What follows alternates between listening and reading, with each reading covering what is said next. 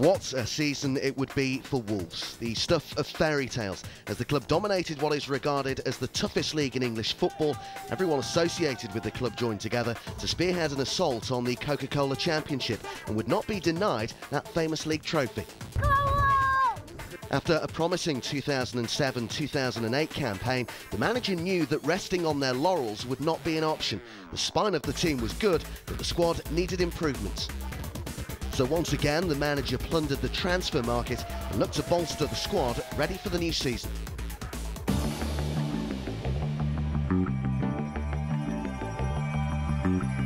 Sam Vokes was the first player to sign.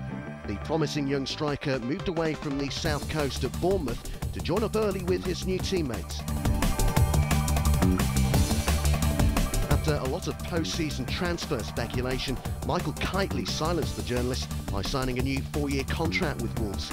A major deal for the club, who were all too aware of the talented player's growing reputation. Young centre-back Richard Stearman, keen to move following the relegation of Leicester City, put pen to paper on a 4-year deal at Molineux. 2 days later, former Manchester United schoolboy David Jones signed from Derby County, another youngster at just 23, to add to the previous 2 signings.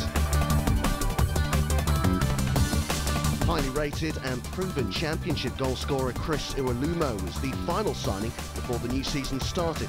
The 6'3" striker was an ever-present for Charlton last season, and the fans were excited at the prospect of his partnership with top scorer last season, Sylvain Ebanks-Blake. With the manager happy with his summer addition, he began trimming down the squad numbers. Gary Breen announced his retirement after 2 years at the club. Freddie Eastwood, who had failed to hold down a regular place in the starting lineup, moved to Coventry.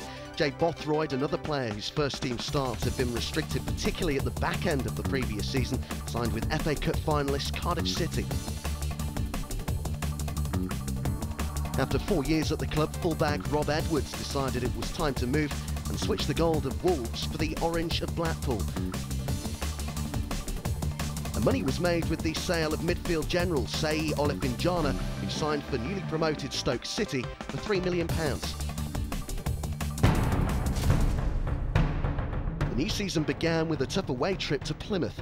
David Jones and Richard Stearman began the match in the team for the first time, but it would be another new boy, Sam Vokes, who grabbed the headlines. Kick, sent it deep. Here's a chance for Fallon, and it's gone in! Plymouth Argyle have taken the lead. It was direct from the kick. Fallon got to it first, got his foot to it, and it's a dream start for the Pilgrims. Jones to Foley, back to Jones.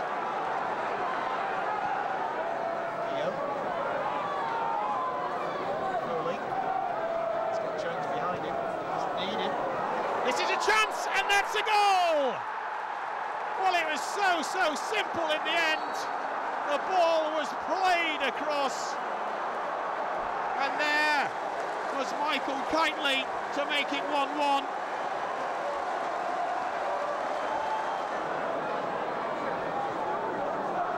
Taken short, sent across by Clark, headed away by Stearman. Summerfield goes up there. Here's Mackie. Can Mackie finish? Great save from Hennessy.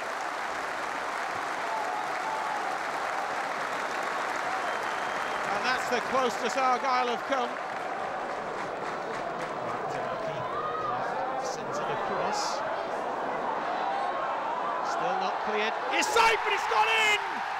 Marcel Sipe has put Argyle back in front. And the Argyle faithful celebrate, and celebrate in style.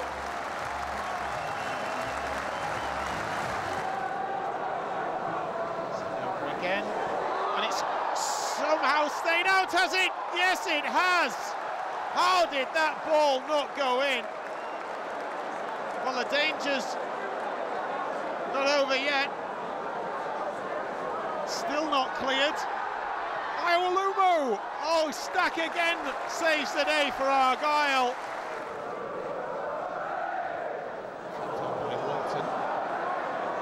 comes Henry. And Vooks is free. Iwalomo. Vooks! And that is 2-2! Well, would you believe it? Sam Vooks has been on for less than a minute, and he's put Wolves back on level terms.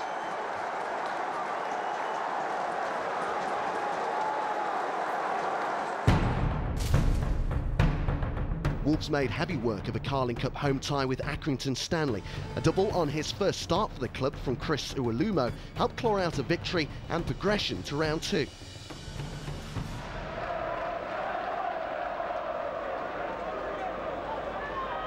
can see that Accrington Stanley are growing in confidence with every passing minute here, the League 2 side, and they're on the attack again now. It's a chance for Clark, and it's headed home by Mullin. Paul Mullin, the club stalwart, gives Accrington Stanley a shot lead here at Molineux. It's a strong challenge. They're really looking up for this now, Wolves. Keogh. That's a fine ball in there, it's Iwelumo! And it's 1-1. Chris Iwelumo's first goal of the season, expertly taken. They've had to wait more than half an hour for the equaliser, but it was a fine goal when it finally came. Corner in from Davis, and what a header that is! Chris Iwelumo with his second of the night. And for the first time this evening, it's Wolves who have the lead.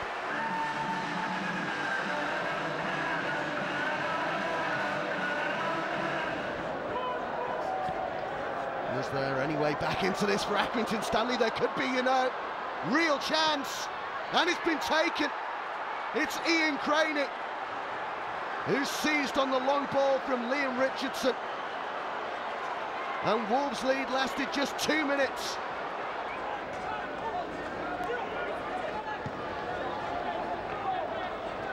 That's a lovely flick. Ebanks Blake trying to get on the end of it, and it's turned home. It's Mark Davis who beats Kenny Arthur. And this topsy-turvy game takes yet another twist. They're really looking stretched now, Accrington Stanley. And that could well be a red card, you know. It's Robbie Williams with the challenge. It was on David Edwards, and it is red. It's just gone from bad to worse for Robbie Williams and Accrington Stanley.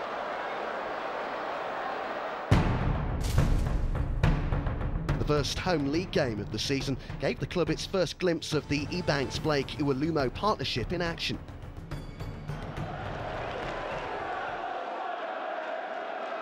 Iwelumo rising. Here's Ebanks Blake. Kitely. Need the support provided by Foley. Decent cross! And Jarvis forces an excellent save out of Lee Grant. It's Burton. Support provided by Esaias. Space for the shot, and he scores! A real shock to the system for Wolves. Etienne Esaias gives Wednesday the lead.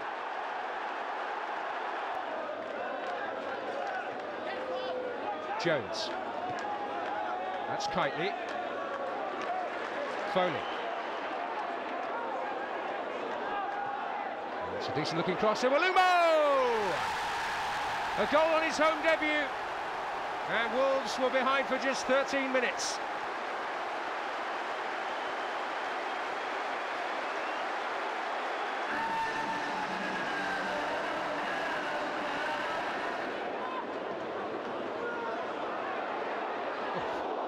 Important block that by Burton. Kitely. Oh, deflection, good save, Grant.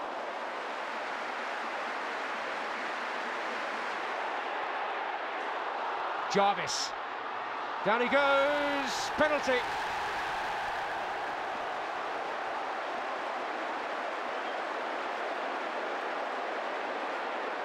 Not really much doubt. And it's Ebanks Blake. who gives Wolves the lead.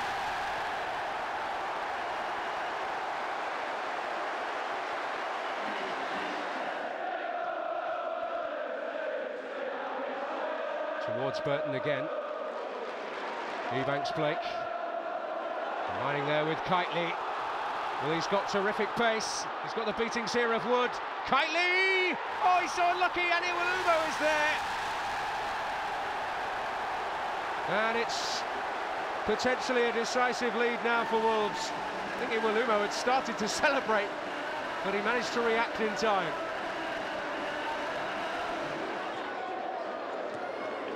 Here's Keogh.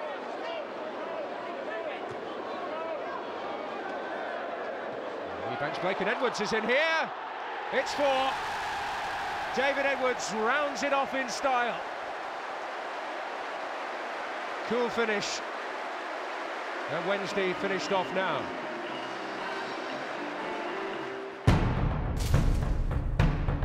A broken metatarsal for Jody Craddock in the previous match meant a layoff of at least 3 months. Neil Collins took his place at the back, and local boy Carl Henry took over the captain's duty for the away trip to Ipswich. Lee's back header, not finding Lisby. Foley. Helped on by Iwelumo and by Ebanks-Blake. Here's Kitely, who's come away from the flank. Now Jarvis. Ebanks-Blake! Goal for Wolves! They never picked him up. And it was a brilliant cross from Jarvis in the first place. And Wolves take the lead.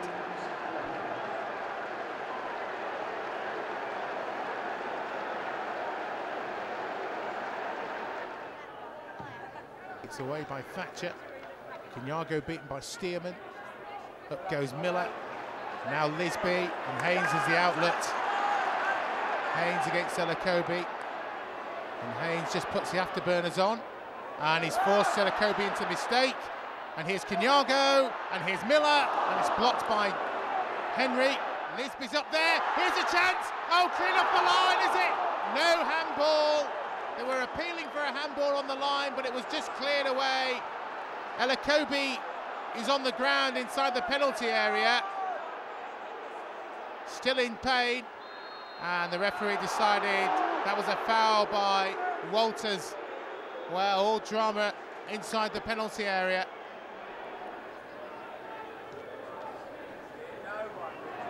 Easy header by Collins, too high for Jarvis.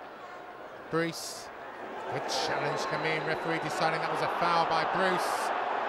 A red card, double-footed challenge by the decision made by Steve Tanner.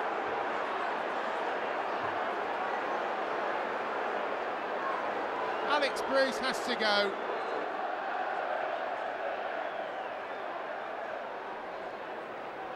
So Ipswich not only chasing the game, but chasing with 10 men, and the fumble allows Edwards to make it 2-0, and it goes from bad to worse for Ipswich.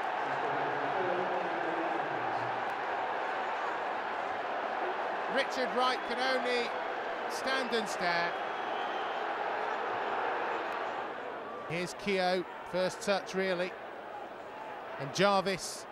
He's only got Keogh and Iwelumo with him. It doesn't beat either of them. Oh, that was almost a beautiful third. Denied by the post. Mate, you must be thoroughly satisfied not only with the result but the performance as well. Yeah, always satisfied when we win. The result is all important, but it's nice when you play well to accompany that, and we did play well today. It was a deserved victory.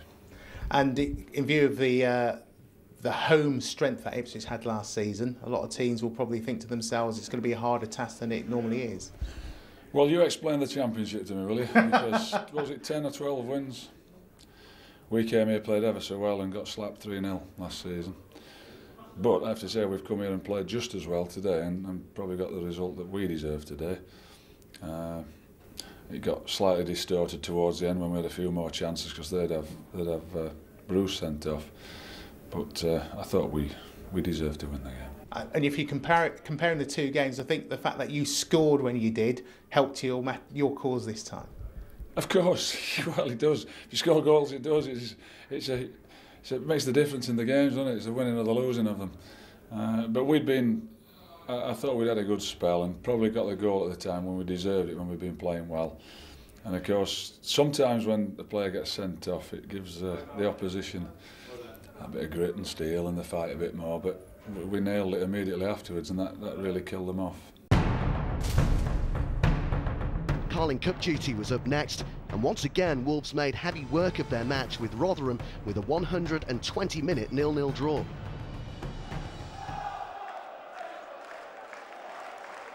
Well, it's gone past everyone, and this is Ruben Reid who's in here. Really good save by the legs of Carl Hakimi. Really important save inside a minute. Wolves threatening here. It's been left for Kitely. He couldn't find a way through. Might do here. Oh, what a turn that is! And a really good save by Warrington at the feet of Kitely. Ruben Reid now with the chance to win it for Rotherham. It's 3-3 at the moment. This would make it 4-3. Chance to score a match-winning penalty for Ruben Reid. And he does! It's Rotherham who will go through to the next round.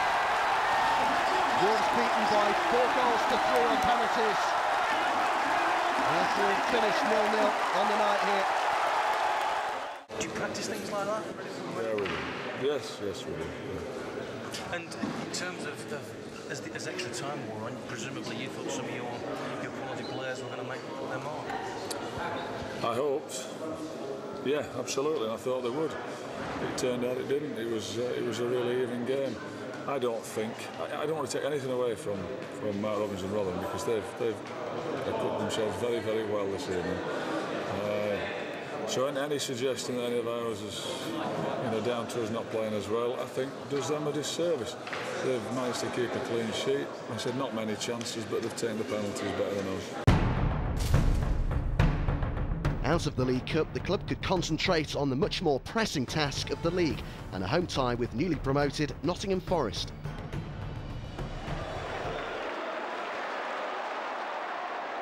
Wolves really looking lively here at Molineux.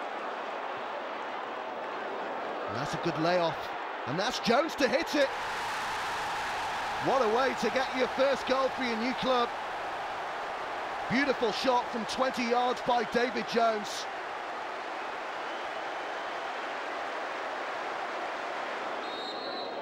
Plenty in there to aim at. Just about get it clear, only as far as Kitely though. Still they can't get it clear. Goodness me. That went within a whisker. It's Jones who swings it in there. Oh, and it's off the back of Morgan, and it's 2-0. Paul Smith, the Forest keeper, could only punch against his own player. Well, Iwelumo and Ebanks Blake found it amusing. That's a good knock on, and this is Sylvain Ebanks Blake. Now it's Kitely. Oh, it opened up for the shot, and in off the bar. What a goal from Michael Kitely. Eat your heart out, Usain Bolt.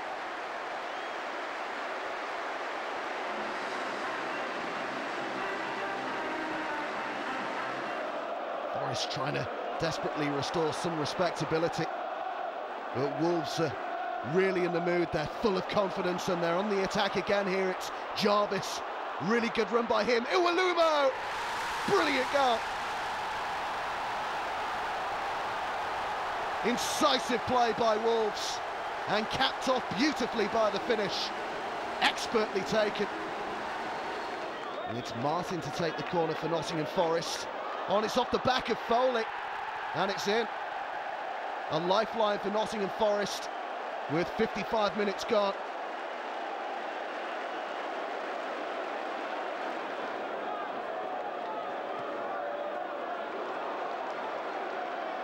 Kitely stretching the Nottingham Forest defence once more.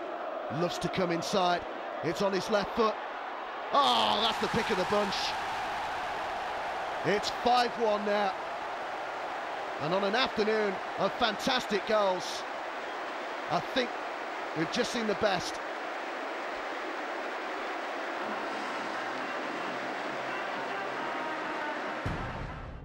4 games played, 13 goals scored, and sitting proudly at the top of the table. Spirits were high in the camp, and none more so than Sylvain Ebanks-Blake, who along with Michael Kitely and Richard Stearman have been called up to the England under-21 squad for their match with Portugal.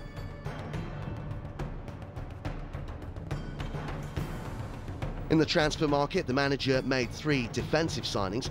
George Friend moved north from Exeter, Jason Shackle was drafted in from Championship side Norwich, and fullback Matt Hill moved from northwest rivals Preston, with Stephen Elliott leaving for Deepdale in a swap deal. A trip to London would kick off the month after a starring role for Sam Vokes, who once again made an impression from the bench.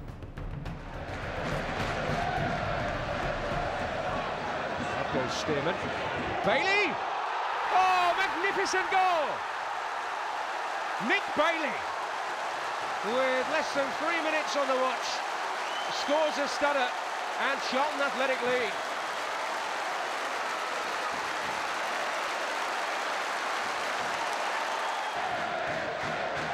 Stearman, now Foley.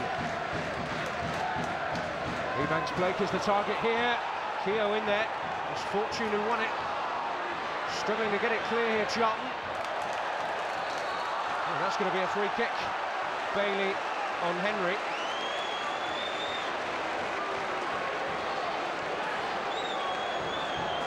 Plenty of arguments about it. Well, it could be caught out here. This is Keogh. Really fizzed across. Oh, he's given a penalty. Anthony Taylor has pointed to the spot. There's a booking for Nick Bailey. His challenge on Keogh deemed to be sufficient for Wolves to be awarded a penalty and a road back here. It's Sylvain Ebanks-Blake to level it up, which he does consummately. And just over an hour gone, Wolves level. Good ball by Keogh for Ward. And that's a terrific cross! And turned in by Sam Vokes. The deftest of finishes.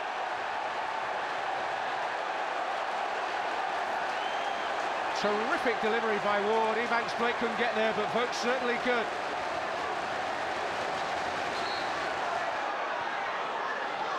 Forward by Jones. Fortune was under it.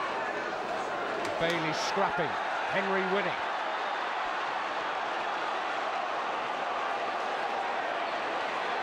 It's a great run, Kitely! And Weaver with a save, but Vokes is there! 3-1, and surely 3 points for Wolverhampton Wanderers. Sam Vokes at the double.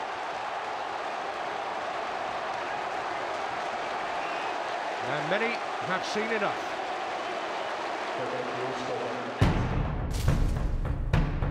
A midweek clash with Crystal Palace started brightly enough with a goal in the first minute as the club recorded their 5th win on the spin in the league. And they flick on from Keogh. And he's got it back again here. That's a good knockdown. It's Sylvain Ebanks-Blake. And Wolves take the lead after just 20 seconds here at Molineux. The perfect start.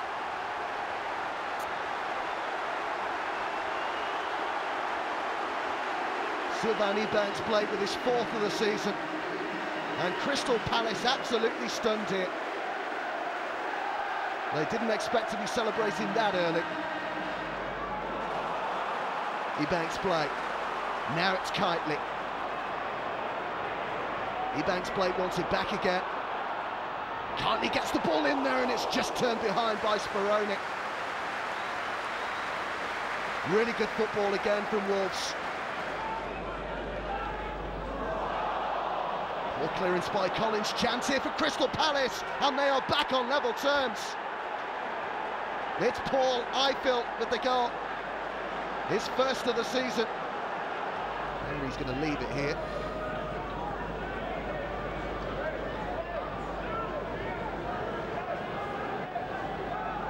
Collins to take.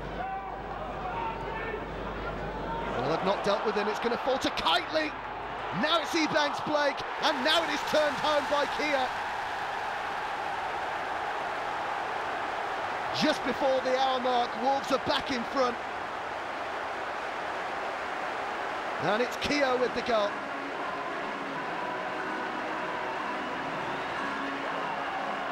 Just didn't deal with it, Crystal Palace. An action-packed match at Deepdale saw 4 goals, 2 red cards and a hat-trick as the club extended their winning run and their position at the top of the table. It's top meeting third today at Deepdale. Swung into the back post and off the bar, and eventually Preston get it clear. Still on though. Jones for Wolves. That's Iwalumo. Oh, it's in! And how has it got in? But Chris Iwalumo giving Wolves the lead in the sunshine at Deepdale.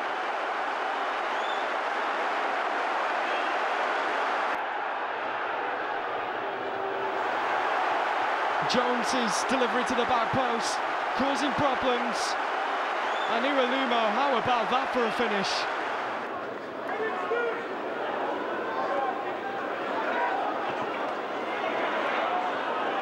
Sides unbeaten so far in the championship this season. Wolves already having the upper hand in this game. It could get better for them with Iwalumo here, and it is.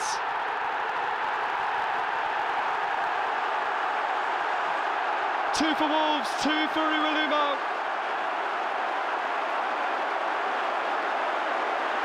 It's his 7th goal of the season.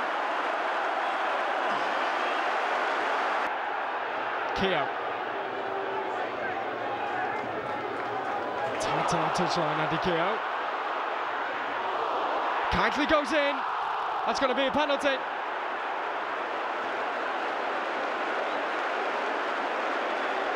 It was rash, certainly, on Michael Kitely.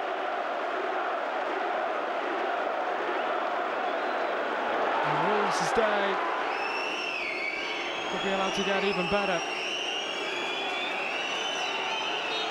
Iwalumo from the spot against Lonergan. Chris Iwalumo is the hat-trick hero. 8 goals now since his arrival from Charlton in the summer.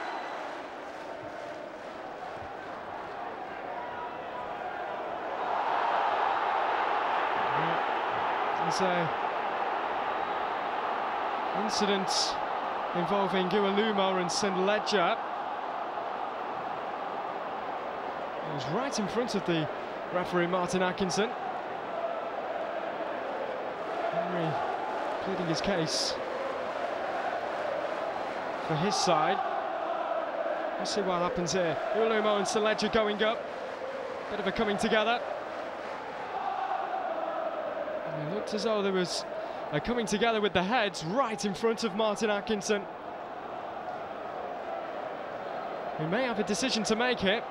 Iwalumo is up on his feet, and he is off.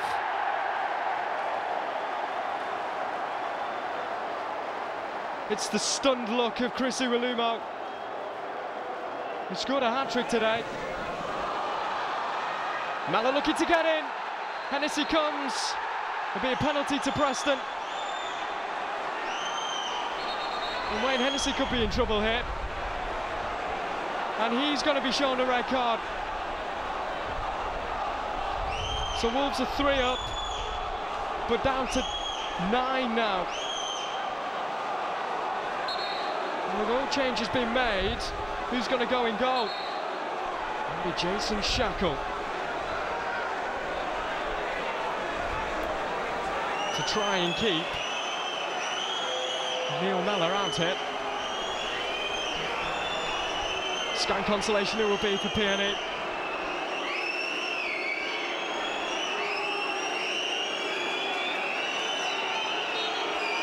Here comes Mellor and scores.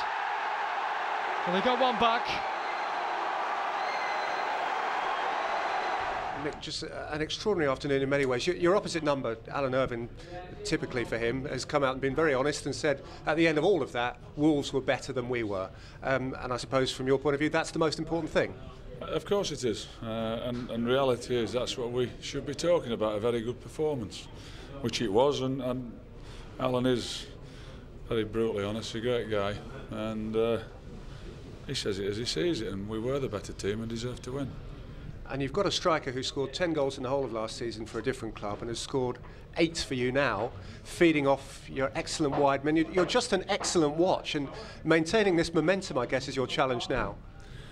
You know, I've been saying at 39 to play. Yeah, we've played well and we're all delighted with it, but we will not get carried away by it.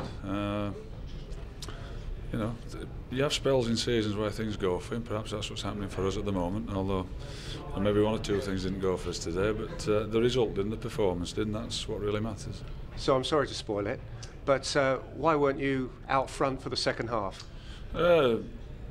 Martin came and asked me to sit in the stand second half because he thought that going off at half time, whatever, I was actually applauding him, so maybe I'm the first one that's been asked to sit in the stand for applauding a ref. So I was showing him a huge amount of respect because I thought there were we had about 5 minutes just before half time with the appeal for everything, which home crowds do. I thought they were trying to intimidate him. They were certainly trying to intimidate me with the level of abuse I was getting coming down, and I think I was showing my support for him and that he shouldn't be listening to the crowd. And I thought he made good decisions personally. I thought the decisions were right. Both Wayne Hennessy and Chris Uwalumo would be suspended for the game against Bristol City, and so it would prove to be a big day for goalkeeper Carl Ikeme. The young shot stopper, who has come through the ranks at Wolves, made his first league start for the club after patiently waiting for his opportunity. He didn't disappoint. Well, that's a good layoff. And this is Jones. Might go for goal. Oh, it's a lovely chip and it's just over. Certainly had wheel backpedaling. Jones. That's Jarvis. And the challenge from Cole Skuse, not a good one. And it's certainly going to be a free kick to Wolves, and it could be worse for Cole Skuse as well. A challenge he didn't really need to make out there.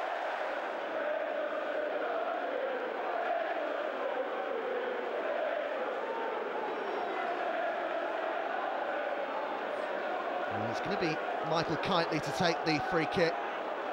Really busy inside the penalty area. 17 minutes gone here at Molineux. Kitely takes, and it's deceived wheel. And Wolves are in the lead. I'd be surprised if he was actually going for goal, Kitely, but that's exactly what he found. Jones to hit it. And he had the keeper scrambling. Bristol City with plenty of players forward here. It's Adebola. And what a fine save from Ikeme.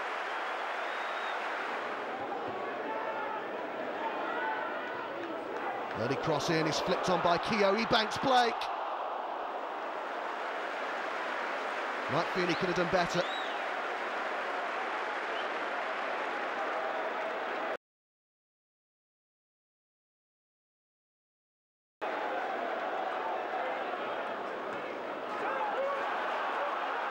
Approaching the end of the first half here at Molineux. This is Sylvain Banks play. It's a brilliant turn. Really good centre forward play by Sylvain Banks Blake, coming really close as well to the second.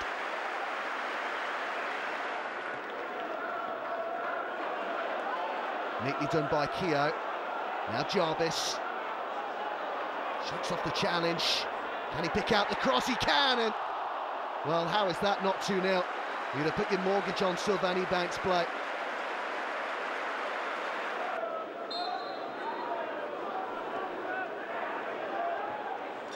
Danger here for Wolves.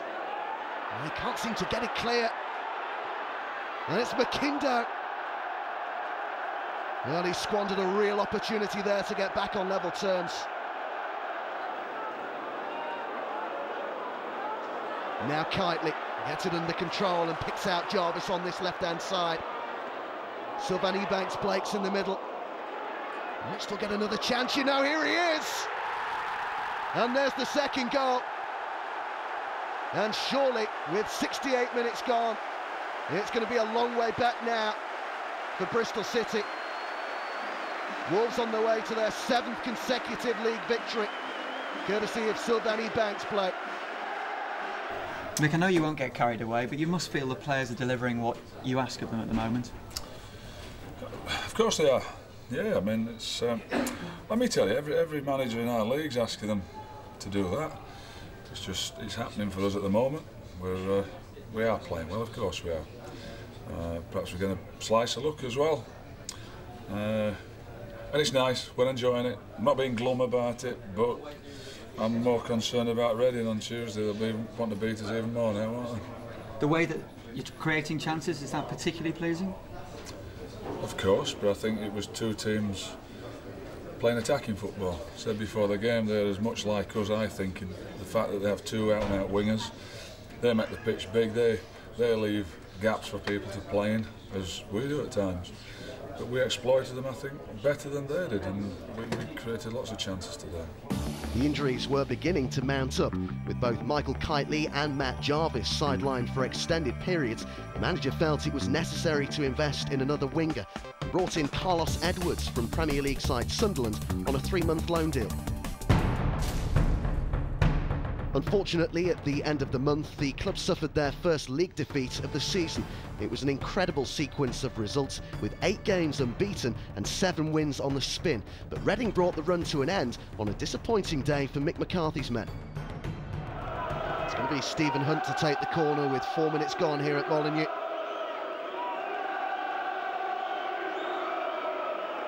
He can bend them in with his left foot. That's exactly what he has done, and it's been diverted towards goal. It came off Wayne Hennessy. Well, there's plenty of Reading players celebrating when it'll go down as an own goal.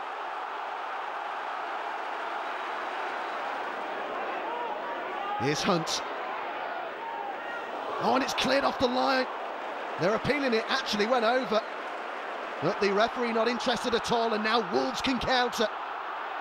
Reading desperately getting numbers back. Wolves getting men forward. Now it's Keogh. Good save, Hanneman. He stood his ground, the Reading goalkeeper. Hunt to take the corner. Again, it's got real bend on the ball.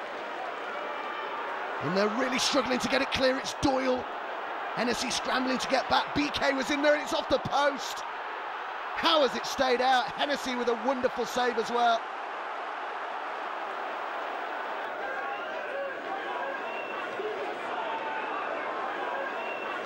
This time Hunt goes short. He'll get it back again as well. Reading threatening to make it 2 here. That's a lovely ball in there and it's headed home. It's Andre BK. His 2nd goal of the season, and didn't he enjoy it?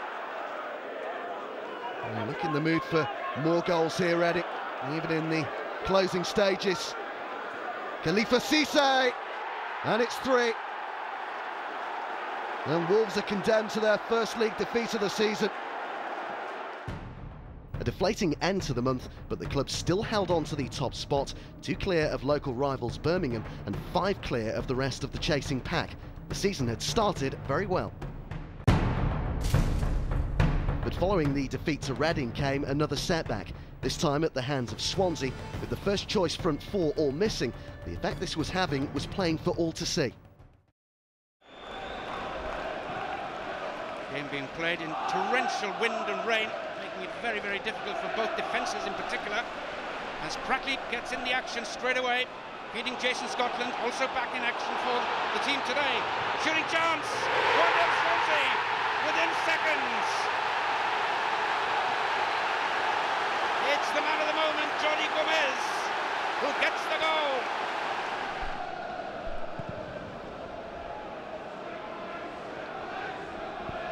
Gomez in that hole just behind Scotland.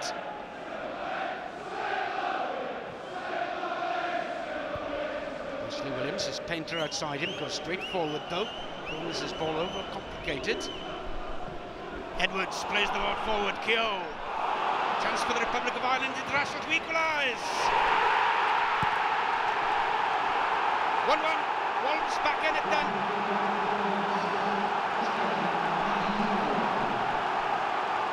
his second league goal of the season, Andy Keogh. 600,000 from Scunthorpe in January last year. Lovely ball by Dave Edwards, the Welsh international, for him. He had a lot to do though, didn't he? But Andy Keogh kept his head. Look at the Swansea defenders in there. There might just have been a question of a deflection as well.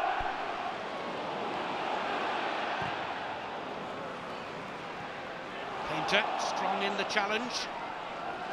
Gower takes over. Scotland, not offsides. 2-1 Swansea. Jason Scotland restored to the team today then, and finishing in terrific fashion there.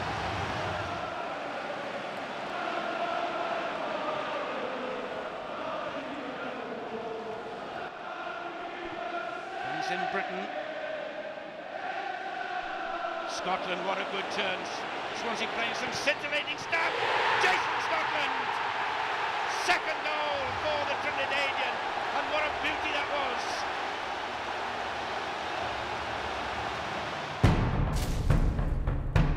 Kitely, Ebanks, Blake and Uwalumo all returned for the home match with Coventry as the club returned to winning ways.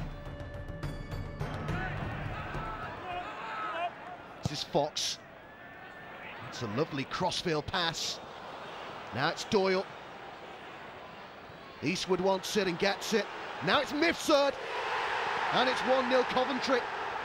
With the game just 6 minutes old here at Molineux. It's the visitors who take the lead. Perfect start for Chris Coleman. The Maltese international's first goal of the season. And it's the third successive game where Wolves have conceded an early goal. And that's lovely footwork, and there's plenty of Wolves players in there as well. And it's off the line, appeals for handball against Doyle, but the referee isn't interested. Ebanks Blake almost diverting it.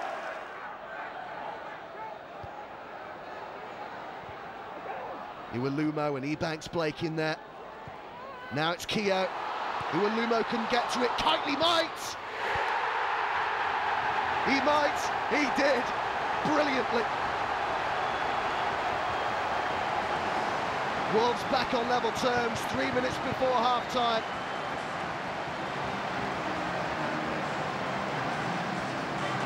You wouldn't know it, but Mick McCarthy will be a very happy man.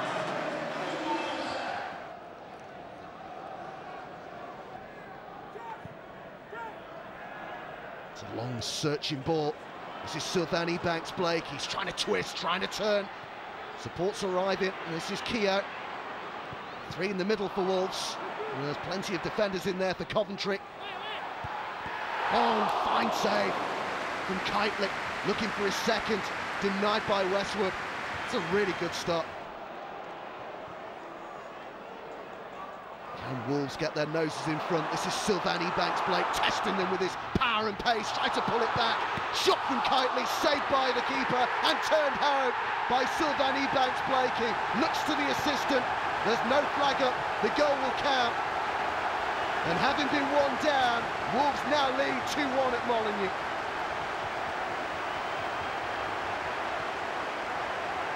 All the Coventry players are looking to the assistant on the far side. They feel there was maybe an infringement. It had actually gone off the pitch, Ebanks Blake, and came back on to score. Top of the league. Are we? Well, I gathered that from the fans chanting, but tough game that today. There's not many easy games right enough, but that was quite a tough game. It was a bit of a scrap near the end as well, wasn't it? It was. I expected it, to be fair, and I'd said to the players on Thursday, Friday, really, when you've had that period of time, 2 weeks, we've only had 4 players in, sometimes 5, and we've not had the right preparation, and Carlos Edwards turns up yesterday at lunchtime, and we've not been able to prepare properly. Maybe some haven't trained properly, they've been away on international duty, some have played. Can you win it? Can you win it ugly? Can you scrap it out? Can you get the 3 points? And we've done it. I think we've had a bit of good fortune, but great, because we'll have some bad fortune and all along the way. I mean, I was going to say, it would have been unfair to say it took you an ace to get going today, Mick. Didn't it just? Yeah. Well, whatever reason that is. I said, you know, maybe there are mitigating circumstances, but we just didn't get going. And but I said that sticking at it, being battle-hardened, being tough, you know, getting the 2 goals that we needed. We got away with murder at the end. I mean, how that one's not ended up in our net, but like I said, there'll be times we won't get away with murder as well and play well and get beat. Next up was a game that all involved with the club would like to forget. A bad day at Carrow Road for all concerned.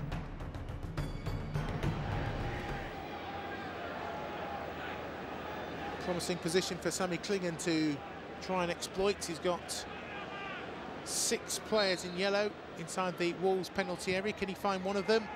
The answer is no! Dear, well, it's a goal! It's a goal! The ball has been carried over the line by Carla Davey. And Sammy Clingan, extraordinary, puts Norwich in front. Oh, that's behind Henry. Chance to capitalise. Good ball by Clingan. Here's Leroy Lita. Faced by Ward. Lita, good footwork. Oh, it's in! Off Foley. It may well go to Leroy Lita, but Norwich are 2-0 up.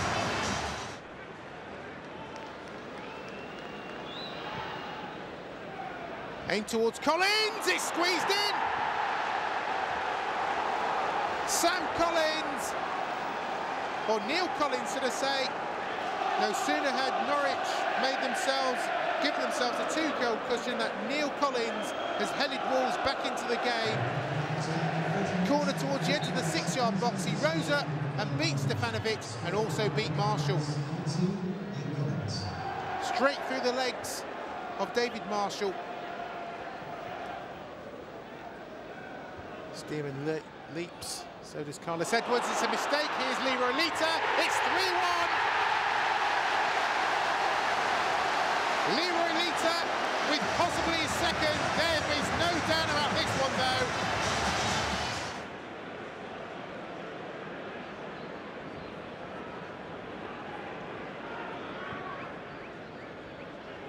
Good turn by Ebanks-Blake. Penalty given.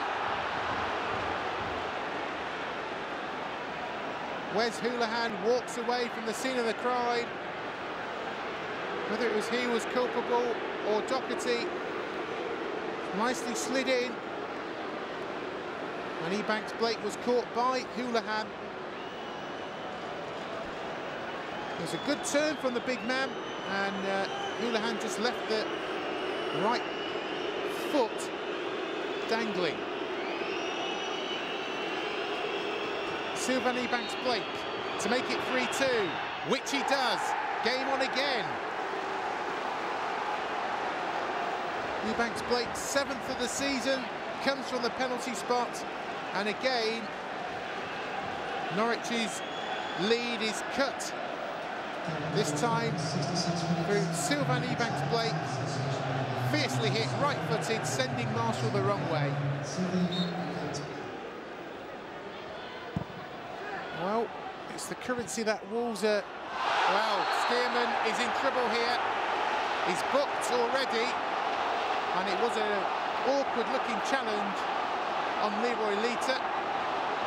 Fans in the Gerald stand calling for another card, and a second card is shown to Richard Stearman, and he has to go.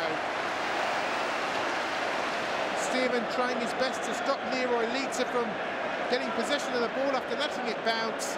There goes the arm, down goes Lita, and a consoling pat from Mick McCarthy, who has to watch his side trying to defend with 10 men as the ball squeezes in, and it's a 4th goal for Norwich City, and again the man involved in it is Leroy Lita. Croft trying to get there first. Croft does get there first. Sibieski to his right, Lita to his left, Leroy Lita to make it 5! Off the post, Croft, 5-2!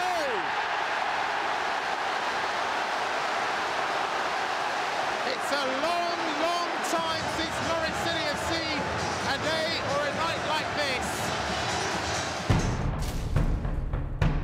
Stearman's red card in the previous game gave the opportunity to Jason Shackle to make his first start for the club at the heart of the defence in what would be a fantastic end-to-end contest that got off to the perfect start for Wolves. Watford get us underway then. And Mariappa, who's been given the duty to play at right back, with Lloyd Doyley slotting in alongside Lee Bromby. Jada Merritt was another man who failed a late fitness test. Hence the reorganisation in the Watford back four. And Wolves forced to reorganise, of course, because of that red card to Richard Stearman at Carrow Road.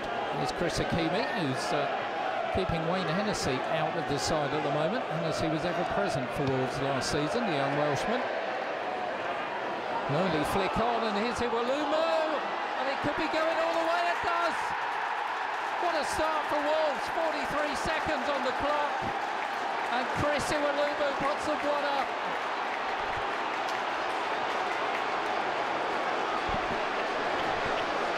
Well, Richard Lee, who saved 3 penalties in a week, hardly had time to have a look at the game. Long ball through the middle, and Iwalumo got the final touch as it dribbled across the line. Hoskins. Ward doing the defending. Gray backing him up. Mariappa. Hoskins. Won himself a bit of space. In by O'Toole. Excellent save, and finally in by Radiak. Watford back on level terms, and Gregor Radiak had taken 19 minutes of his first home start to open his Watford account. Henry Jones, and it's gone in. David Jones gives Wolves the lead once more with 6 minutes to go before half-time. Honed on the training pitch and finished to perfection. It's Wolves 2, Watford 1. And the free kick to be taken on that far side by Tommy Smith. In they go, and it's in from O'Toole. Well, it took 43 seconds of the first half. Jojo O'Toole a minute and a half of the second. And Watford back level. Here it goes. Iwalumo, O'Toole's been pushed and a penalty given. Jojo O'Toole went down and the referee has pointed to the spot. Smith against Hakimi. Tommy Smith. Oh! Well, Wolves get let off, and Watford waste the opportunity. Watford through Tommy Smith's penalty miss, and McGregor Radiak header that cannoned off the crossbar, and Wolves, because they've been in front twice, and could be back in front here with Michael Kitely. Michael Gray. 3-2 Wolves, and Watford's defence went AWOL. Michael Gray, the man that was brought in, has given Wolves the lead. It's first of the season for the veteran. Shackle dealt with it. Shoot, say the crowd. Well, you've got to have the ball first. Doyley for Ainsworth.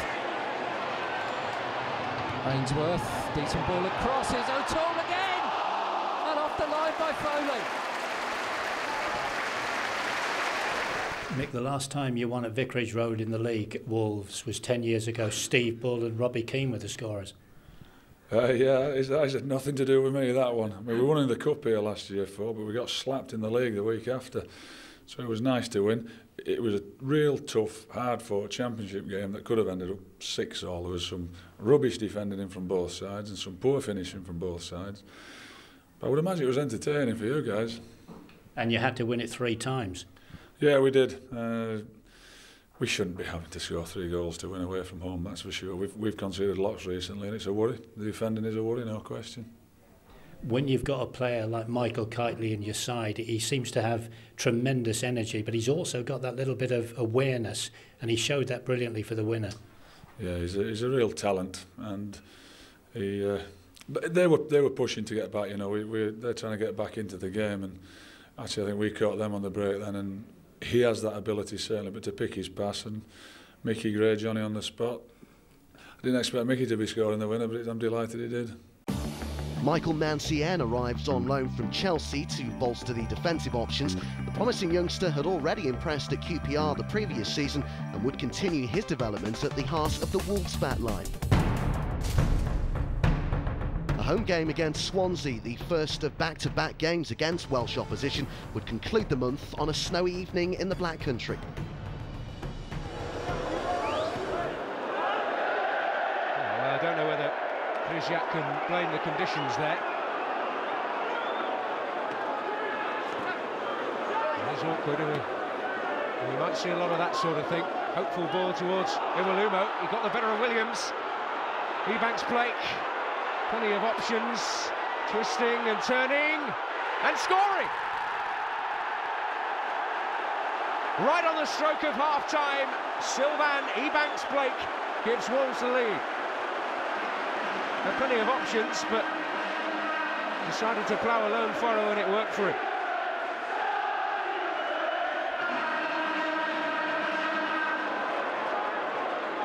Jones. Bessone in there.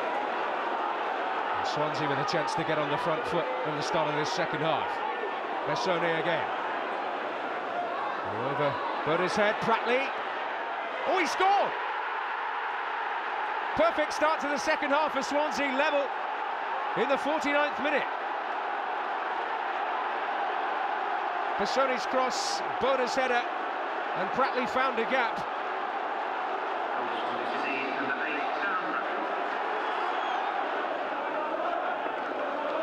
It'll be Foley with the kick. Iwelumo's up there, Ebanks-Blake trying to use his strength. Out to Carlos Edwards. Ooh, inviting cross! And Ebanks-Blake makes the most of it.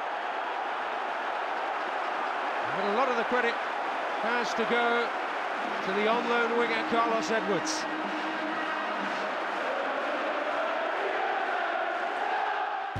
After a stumbling month, everyone was delighted to still see the Wolves' name at the top of the pile.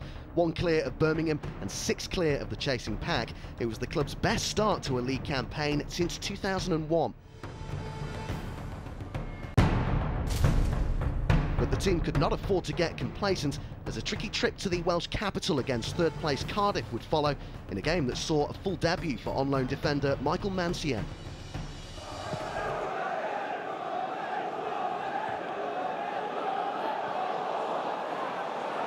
Iwelumo now, threatening at the other end, and scoring too! And they are off to a flyer. The Championship's entertainers have scored here inside 3.5 minutes. Chris Iwelumo. He is such a threat around the box. One of the game's journeymen. It's his 11th club he's with now. He's always done well wherever he's played. Really kept his head here, steadied himself so well to deliver it into the court. Beyond Tom Heaton. Well, Cardiff will be none too happy about their rather flimsy defending, but take nothing away from the quality of the finish. McCormack has been absolutely deadly up front for Cardiff. 11 goals in League and Cup this season. Good jump by Johnson.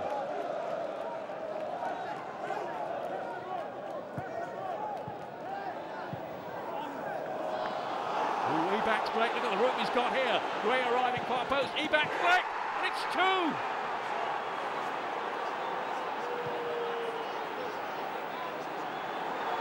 They have arrived here in South Wales with such positive intentions. And look at this now, inside 8 minutes. It's a 2-goal lead for the table toppers. He's just on here. Purser's let it go. And he had the presence of mind just to steer it into the corner. Other options were open to him. But when you're in the kind of form that he's been in this season, well, you can hardly blame him for having a go himself. It was a tight angle, but he squeezed it in. Despite the despairing lunge, I think it's Purse going in here, look. Might have just got a slight deflection. which certainly didn't help Tom Heaton in that Cardiff goal. The deadly duo.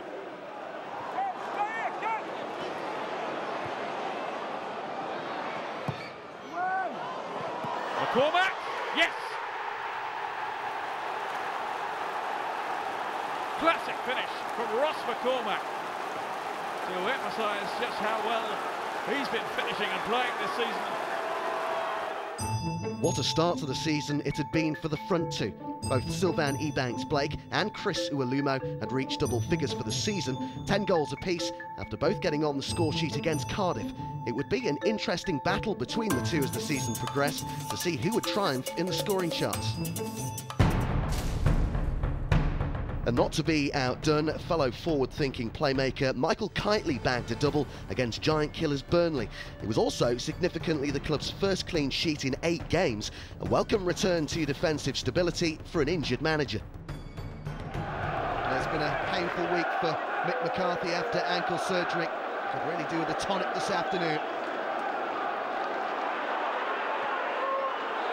Wolves playing really well here without getting the opening goal yet. This is Kitely, Sylvain Ebanks-Blake, might fall back to Kitely, it has! And it's off the post, and he doesn't miss the second time. And now they have that goal, richly deserved. Kitely's 6th of the season.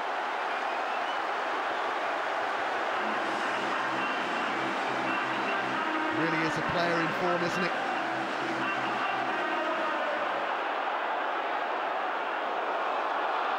Kitely wins the loose ball. Now it's Sylvain Ebanks-Blake. Kitely's gone for the return. Those two always looking to combine. Kitely! It's 2!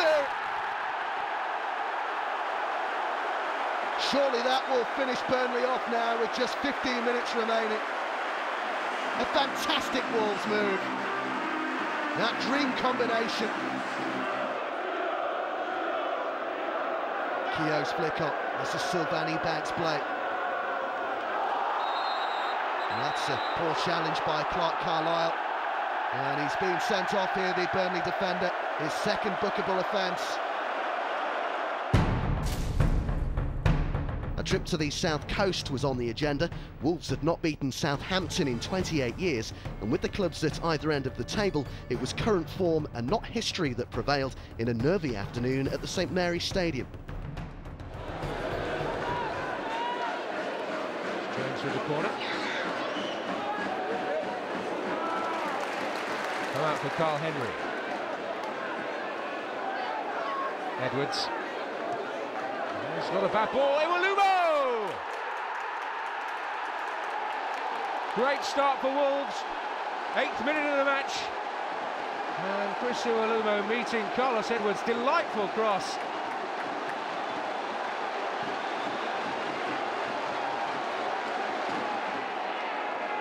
Edwards, lovely touch again. Trying to get the better of Cork here, and he's succeeded in doing that. Oh, might fall here for Kitely. Oh, well, that surely should have ended in a goal.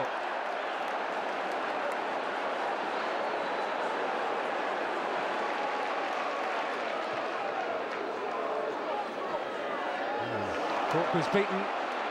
Here's Edwards. Oh, into David Jones' chance here.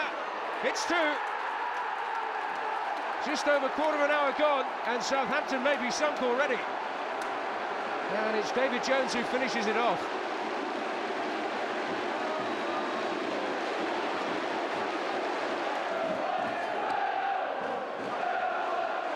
Iwalumo's up. This is Kitely. Oh, he's got to. Oh, good save, Davis. And, well, the whistle is gone. Lee Mason ruling it out. Oh, yes! Alex Pearce.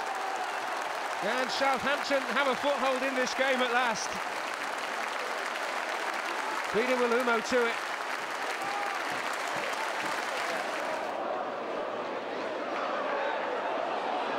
Ebanks-Blake. Still want to keep that alive. Scatchel away, and Jones! Fine save, Kelvin Davis. Could have been much worse but for him.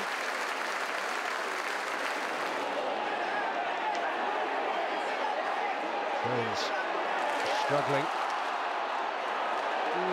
that looked painful for Stearman. It's Jason Newell who made the challenge, and he's off.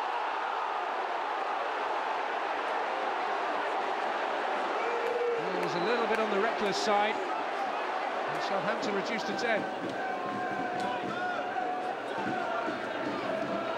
Lallana, always a threat. Valencia losing out. It's Wright Phillips.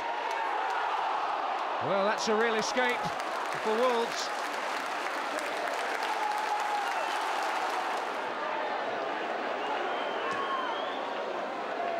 Folks, Keogh. Oh, and folks, he could be in here. Plenty of support. Midweek international duty brought some great news for Wolves players. 11 members of the squad were called up to various levels of duty, the highlights of which were a full 90 minutes for Richard Stearman and Michael Kitely in the England under-21 match against the Czech Republic. Chris Uwalumo made his first start for Scotland against Diego Maradona's Argentina, and on-loan defender Michael Mancian was a surprise inclusion in Fabio Capello's full England squad for their friendly with Germany. Carl Henry's fifth yellow card of the campaign meant that he was suspended for the visit of Blackpool. Chris Uwalumo took the captain's armband and bagged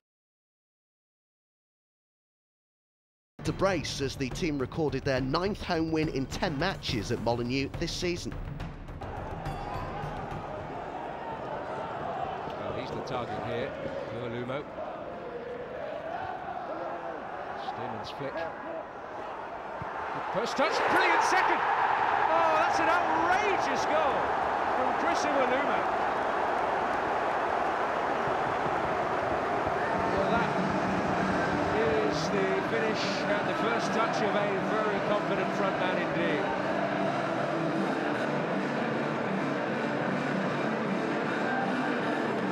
Stearman in amongst the mix. Southern trying to get it away, but that is absolutely sublime striking play from Chris Uwalumo. Look at that first touch, and the second wasn't bad either, was it? Oh.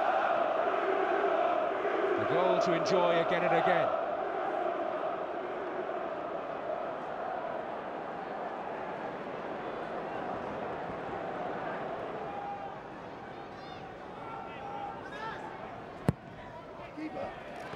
Oh, Rachupka's lost it! And Uwalumo scores! Well, if the first was sublime, the second was ridiculous. Poor Rachupka handing it to Chris Uwalumo on a plate. We heard the shout of keepers. He was confident he could get to it, he did. Ever couldn't bail his goalkeeper out. Uwalumo on hand to make sure, possibly, of all 3 points for Wolverhampton Wanderers. Once again, Wolves got out of the blocks quickly, this time away at Sheffield United. Carl Henry returned in the midfield, and Chris Uwalumo continued his amazing scoring run with his 4th and 5th goals in 3 games. But it was bad news for goalkeeper Carl Ikeme, who was substituted before the end of the first half with bruised ribs.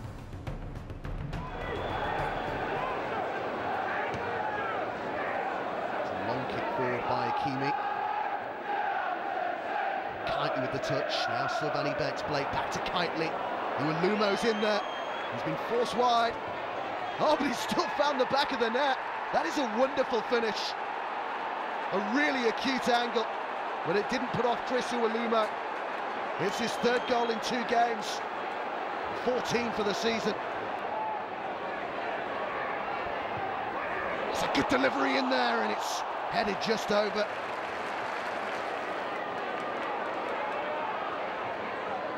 Header isn't a great one. This is Henry. He's got Sylvani Banks-Blake in the middle. Oh, and Chris Uwalumo was there as well. How about that for a finish? Make it 4 in 2 games now. Kitely. Sheffield United incredibly stretched here. Kitely, Sylvani Banks-Blake. Kitely wants it back. Banks-Blake isn't going to give it him back. He's found the back of the net. It just gets better and better and better. 3-0 Wolves. Devastating stuff. He's on for Spring. Yeah, it's a lifeline for Sheffield United.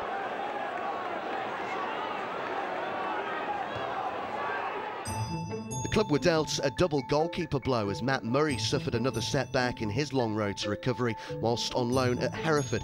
It was another injury for the desperately unlucky stopper. The manager had to act quick and brought in Shane Higgs on loan from Cheltenham Town to offer cover. The month came to a close with the much-anticipated Midlands derby between the top two teams in the division. Wayne Hennessy replaced Carl Akimi in net in a game that didn't disappoint.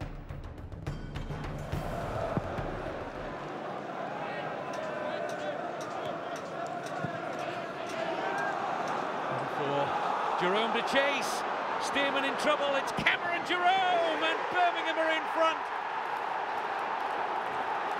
Well, but for the illness to Kevin Phillips, Cameron Jerome probably wouldn't have been out there on the pitch.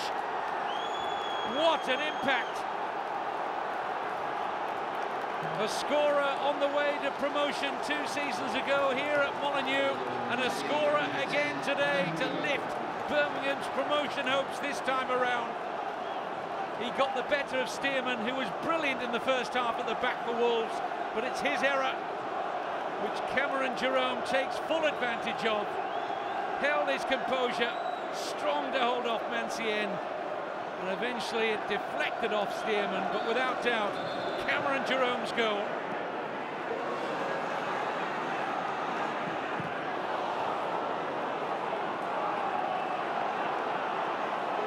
Stephen Ward. Kitely. Looking for Ward again, it was a clever pass. Ward's in here, Ebanks Blake, goal for Wolves.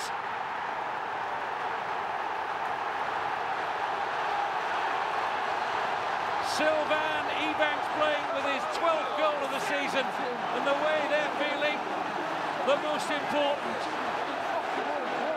Mick McCarthy's league leaders back on terms against second in the table, Birmingham City. Look at this for a pass from Kitely. Ward still needed to do well up against Jaidi, and when he cut it back, Stephen Ward, he got reward for his promising play from left back, because Ebanks Blake tucked in quite beautifully with his right foot. Not an easy chance, but he made it look so. And you have to say, the way they played in the second half, Wolves have deserved it. 1-1.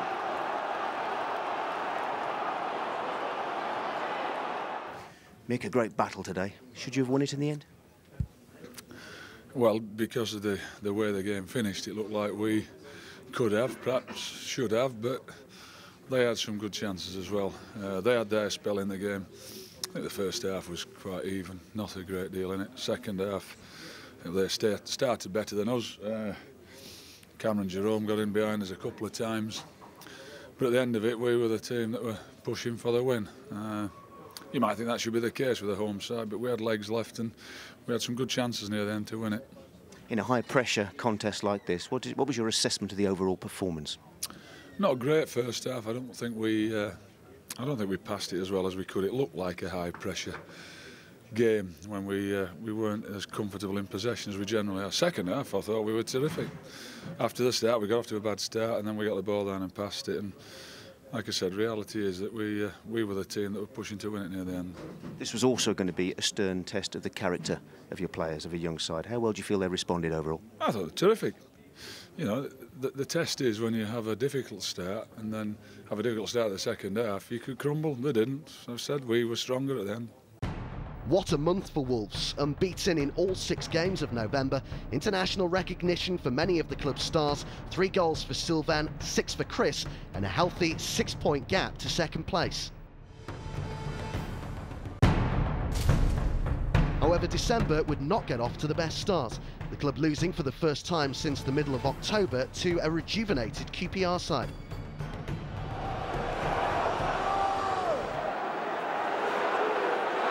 Rowlands, yes! Yes! It's the skipper who has done it for Queen's Park Rangers. How fortune swung quickly then from one end to the other. Rangers so nearly went behind. But now they have the goal that they will feel their players deserve. struck it sweetly, maybe just a little deflection on the way. Let's see here. Possibly off Stearman there. The kind of rock-footed Wayne Hennessy. Hard to tell. But he couldn't reach it at full stretch then, the goalkeeper. But couldn't prevent it from flying into the net. A welcome return to Fortress Molineux to face a struggling Derby side. Uolumo was ruled out with an ankle injury, and so in stepped Andy Keogh for his first start since mid-October.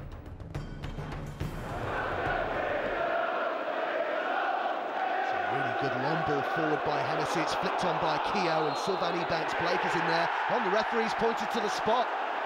The Derby defenders can't quite believe it, but the referee, Mr. Hegley, pointing at Powell there, suggesting a handball.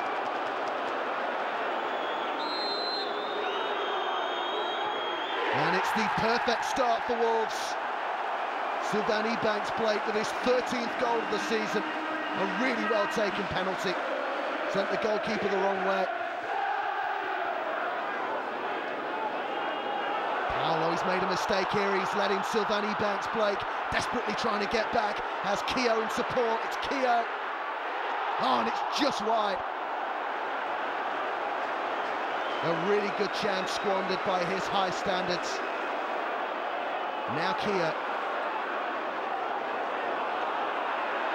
They've got Kitely on the ball again. They look to him at every opportunity. He's such a good outlet. Really showing his twinkle toes there as well. Good ball in there. Chance! And it's been taken by Dave Edwards.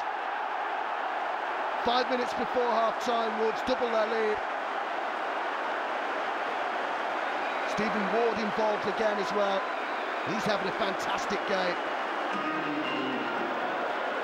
Nantier. Kitely.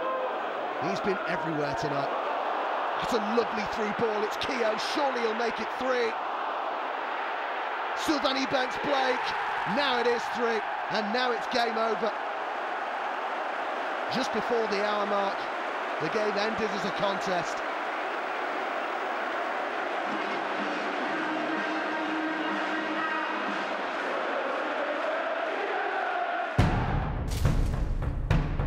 Barnsley were the visitors for the second of back-to-back home games. With Uolumo still out of the team, Wolves were unchanged, and it was Kevin Foley who was the surprise headline maker.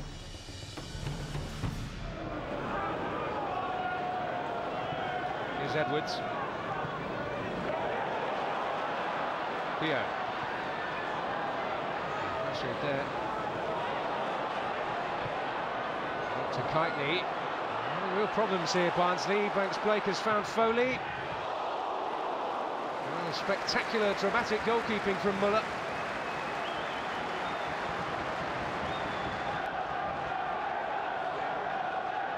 Keogh. Here's Ward. Edwards pointing the way. Banks-Blake. Good advantage played by the referee. Kitely finding Foley. Oh, own goal! It's gone in off Hassel. And they were at 6s and 7s there, Barnsley.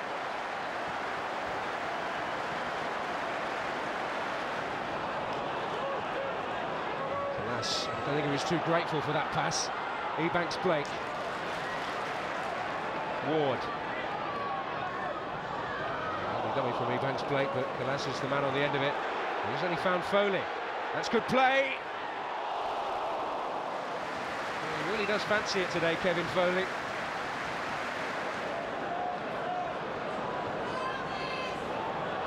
Banks-Blake trying to keep it alive. Kitely's in there. And a painful one, but he's still alive.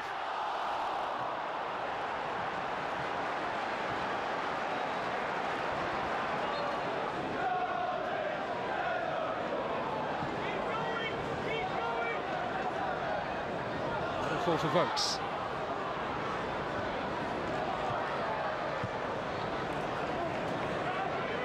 Foley. Vokes. On to Foley, who's continued his run. And he scored. That should put it beyond any doubt at all. Well, 2 Wolves goals. And really you have to say that Heinz Muller hasn't covered himself in glory on either of them.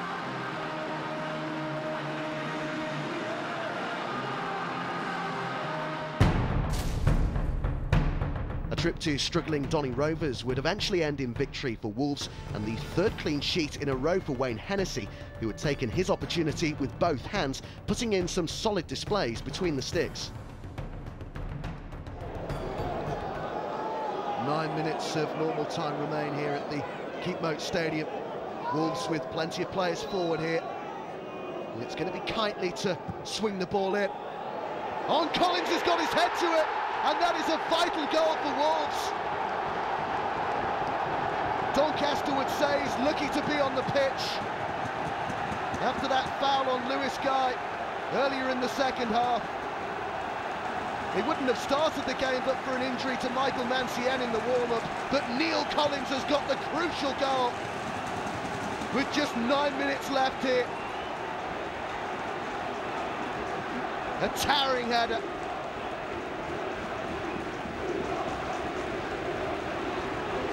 Brilliantly taken goal. It could prove absolutely vital. The Boxing Day clash with Sheffield United was a tough contest. Ending the year on a high would be key to carrying momentum into the new year, and a hard-fought draw was pleasing for the manager. Jarvis with the throw-in. It's with Stearman. Gets it back again. Nice turn as well. Foley. Shown in field and happy to go there. Oh, it's left by Uwalumo, and that's an opportunity missed. There'll be few and far between. Kitely with the corner. It will be an outswinger with his right boot. And it's headed home. It's that combination again. Collins with the header, Kitely with the delivery, just like it was at Doncaster. This time the goals come after 19 minutes. Collins' second goal in as many games.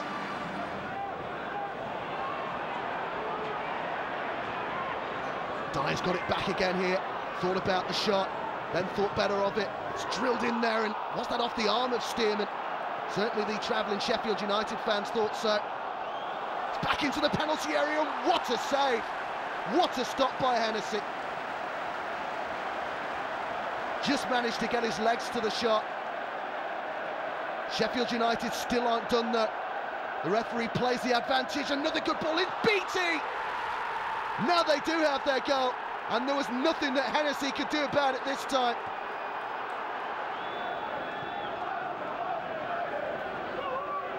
Ekiog's header, and it's been won back here by Wolves. And the shot is just wide.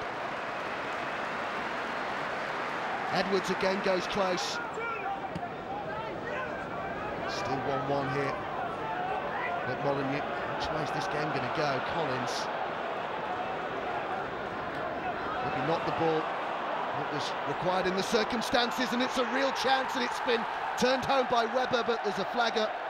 Wolves breathe again thanks to the flag on this near side against Webber. It really could go either way, this game. It's been fascinating to watch at times. Keeper stays on his line, and it's headed just over. Well, Bennett thought about coming to try and punch and then thought better of it. A trip north would finish the year and would also be the last game for on-loan defender Michael Mancien, who returned to Chelsea after 10 fantastic displays for Wolves. Wolves unbeaten in 4, Blackpool without a win in 4, although they have drawn their last 3 games. Helped on by Ebanks Blake here, Iwalumo trying to turn. It was a very awkward challenge, it's a penalty given away by Edwards against his former club, and inside the opening 3 minutes, the divisional leaders have the chance to take the lead from the penalty spot. Arms all round Chris Iwalumo. He did his best to stay on his feet and try and get the shot in. And that is a clear penalty given by Kevin Friend.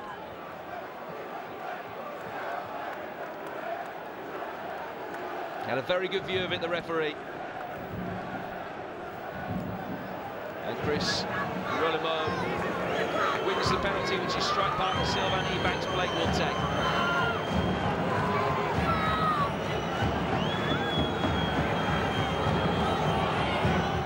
This, the goal number 15 this season, and the foundation occasion for Wolves having a 9-point lead at the top of the Championship table. Never in doubt.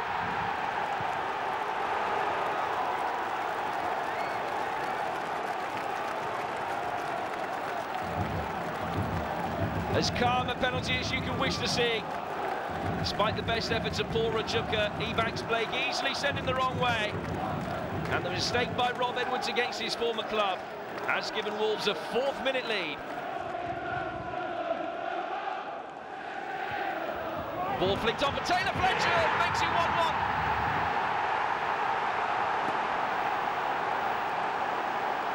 Blackpool back on level terms. Now Ward. They do well to turn inside. Ebanks Blake, good ball for him as well. Jarvis with the pace, Jarvis with the finish. 2-1 at Wolves. It has been coming.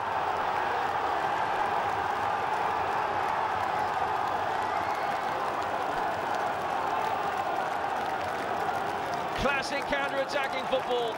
Stephen Ward round the first challenge. Ebanks Blake with the awareness, and Jarvis with the legs to get him back behind the Blackpool back line. And after 10 minutes of constant Wolves pressure, they're rewarded. Jarvis, at the 3rd time of asking, making a run down that channel. This time he beat Paul Rachubka and got it inside the post. Only his 2nd ever Wolves goal, but their 2nd of the evening gives them a 2-1 lead. Reads it, swinging delivery. Hennessy came out, didn't get there, and it's bundled over the line. The equalising goal scored by Fox. In fact, it's Edwards, I think, who's going to claim it. What a start to the season it had been. Top of the league at the end of every month. Manager of the Month awards for Mick in August and November. The Player of the Month award for Chris Uwalumo in November, who also sat proudly at the top of the goal-scoring charts, closely followed by Sylvan Ebanks Blake, who picked up the December Player of the Month accolade and an incredible home record, having lost only 1 game at Molineux. It was also a club record points haul to the end of December. Everything was looking promising for 2009.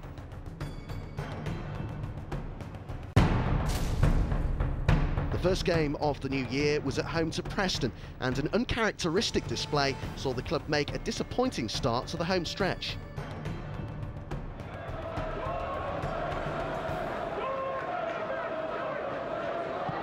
Oh, it's a gift for Ebanks Blake, which he gleefully accepts. Oh, Andy Lonergan, one of those horrible moments. Ebanks Blake took full advantage.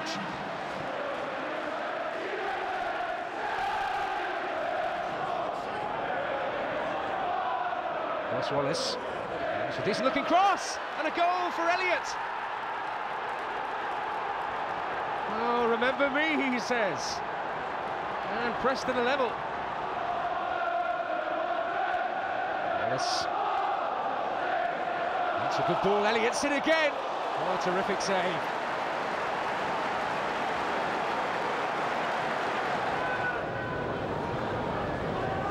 Kenner in the end. Oh, went parking off the bar and in. Sean St Ledger. And Preston have come from behind to lead.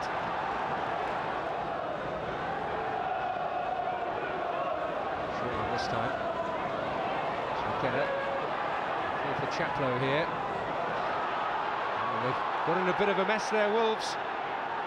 And Parkin! It's got worse for Wolves. Oh, well, the flag is up. Parkin. Great ball. Wallace.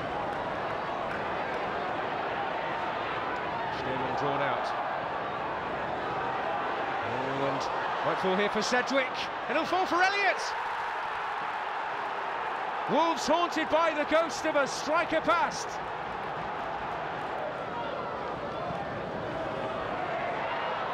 Well, they got a touch on it. For Jarvis. Kitely. All sorts of heads up, Lonergan. And a bit of difficulty. Jarvis back in there. And Parkin in there. Oh, big appeal. And it's given. to Preston's fury. Colin Webster has pointed to the spot.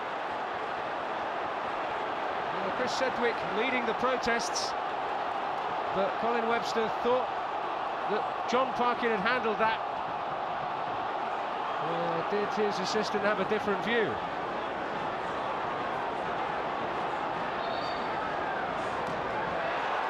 Well, it looks like he has. Well, he's changed his mind, the referee. I have never seen anything like this before. Well, now it's Wolves' turn to protest, but it is one of the most bizarre refereeing incidents you will see, not just this season, but in any season.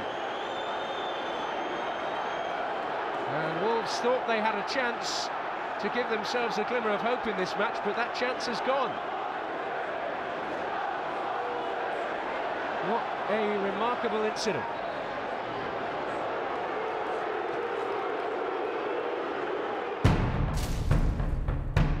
The winter weather had brought with it postponements up and down the country. One of these was the much-anticipated third-round FA Cup tie with fellow Midlanders and title challengers Birmingham City.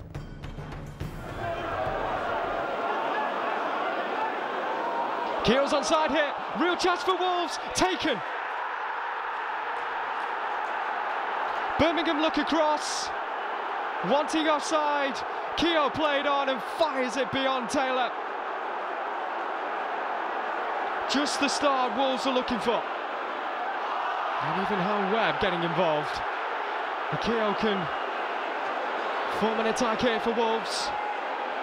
Cadley on the overlap, here he is. Vokes in the middle, here he is. And Wolves are 2 up. Counter-attacking football at its best for Wolves.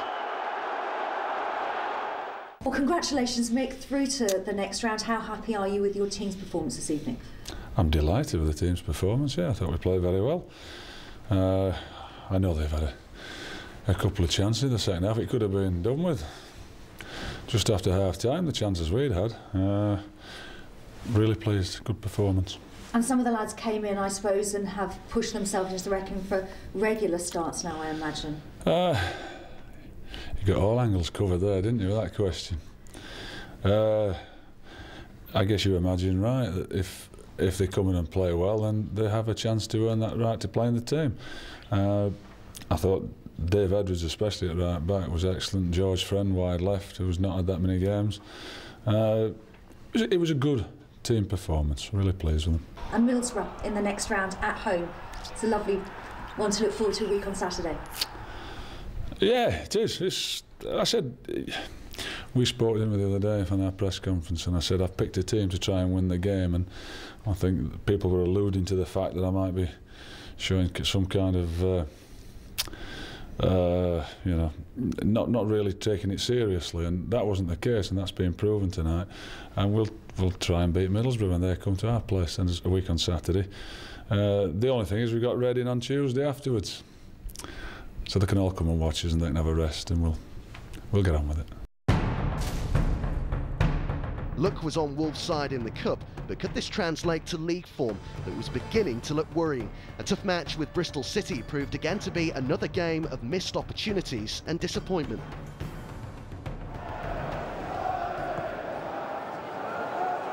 Basso's got to come and he didn't get it. Oh, do we blame the wind or do we blame the goalkeeper? It doesn't matter. Neil Collins is claiming it, and you'll struggle to take it off him. What a blow to Bristol City, right on the stroke of half-time. Jarvis, who laid it back. It was just a hopeful cross. Basso should have dealt with it. He misjudged it.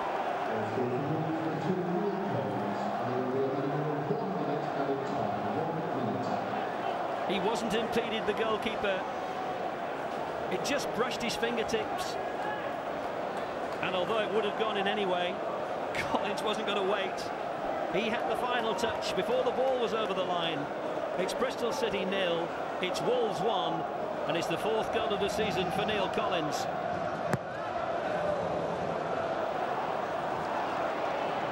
Oh, that's nicely through. Great chance and a really good goal.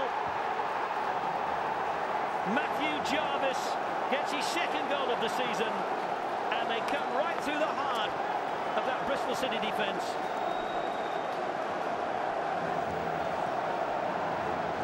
Short, incisive passing, making light of the tricky conditions. Now, it stems from this. Basso's kick was a poor one. Didn't get any distance on it. It came straight back at them. Jarvis was clearly played onside by Orr.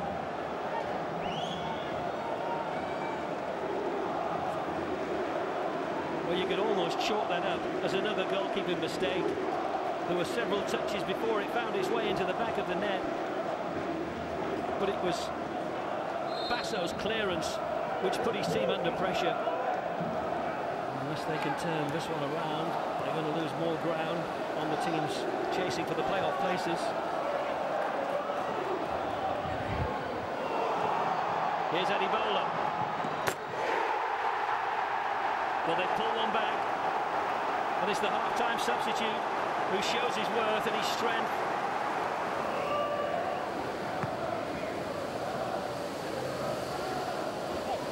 Wolves had a spell in October and November when they won 7 games in a row, and Adibola uses his strength to get away. Can he make it level? Oh, he's setting up for the equaliser. Maynard makes it 2-2.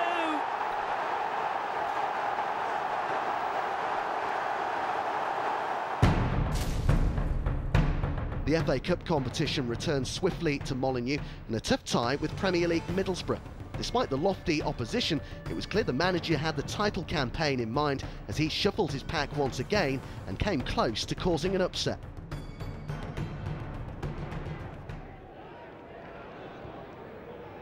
Tunchai. Alves onside. Alves is going to score. It's a beautiful finish.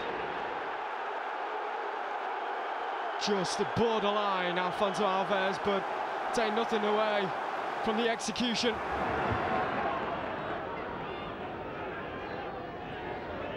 Who's looking for this precious equaliser? Keep them in this FA Cup tie. It's not a bad header, it's a pretty good one in fact from Fox. Scored against Birmingham in the last round. He's done it this time out against Middlesbrough. Downing. Tunchai to his right, this is Emnes. Oh, and he scored! Coming off the bench to give Middlesbrough the lead, yet again in this cup tie. Since September, the Championship had seen 3 clubs break away from the rest of the league on points. Wolves, Birmingham and the club's next opponents, Reading. It was still early, but everyone could see this was going to be a key 6-pointer in the season.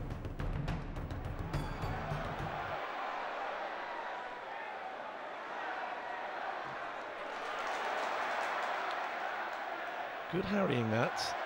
And they've won it back, have Reading. Can Stephen Hunt find a cross?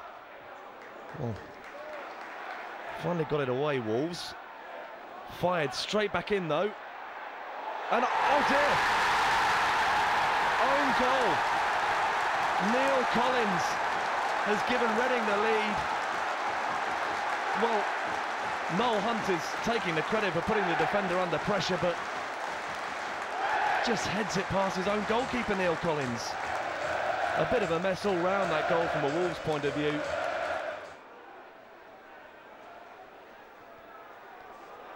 Ebanks Blake. Jarvis. Across the area. Must score, Keogh! Oh, it's dragged it wide.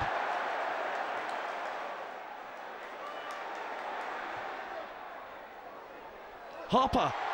Straight at the goalkeeper. Too easy for Hennessy. 2-0 would have wrapped it up surely for Reading.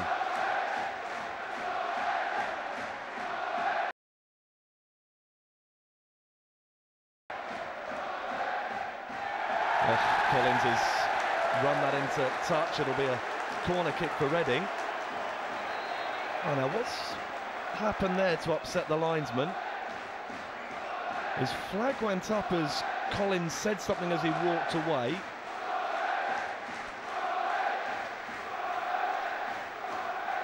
and there's going to be a discussion between the officials. Reading are ready to just get on with it.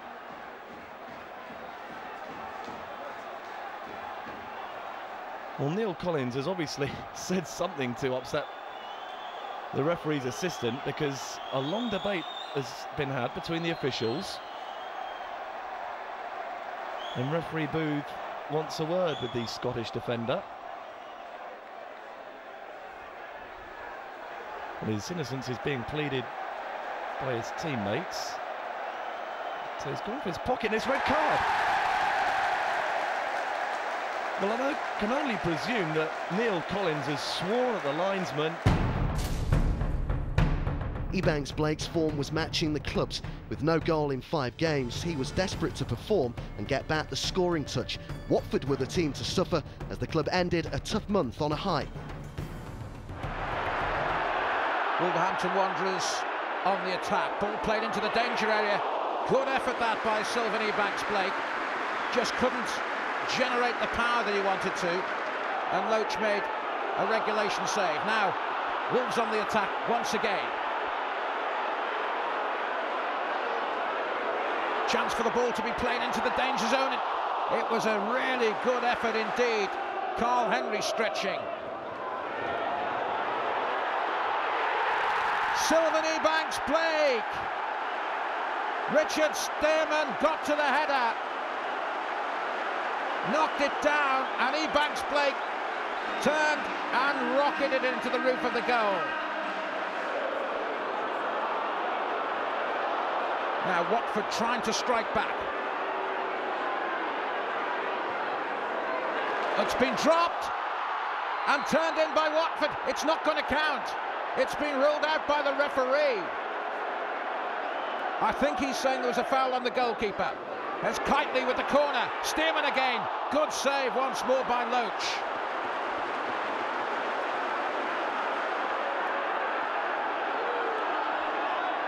Watford pushing and pressing. Chance for Wolves to relieve the pressure here. Ebanks Blake did really well. This is Kitely. Kitely now. He's got one free in the middle. And it's Andy Keogh. Andy Keogh makes it 2 for Wolverhampton Wanderers. Well, he took it really well. Didn't come down too kindly for him, but he tucked it away neatly.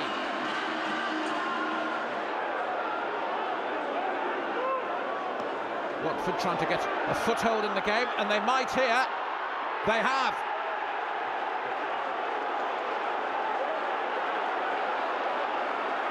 So they get one back. Keogh. Still Keogh. Wolves trying to scrap it out here. Jarvis with the chance to cross. Oh, it's a lovely one. Great header. Superb header from substitute Sam Vokes. Lovely cross by Jarvis. Excellent header by Sam Vokes. A win, a draw and 2 defeats. Not championship winning form by any means, but with teams around them dropping points as well, Wolves celebrate another month at the top of the pile. The close of the month also brought to an end the transfer window, and the manager made some astute purchases, wary that the team needed a bit of strengthening for the final stretch.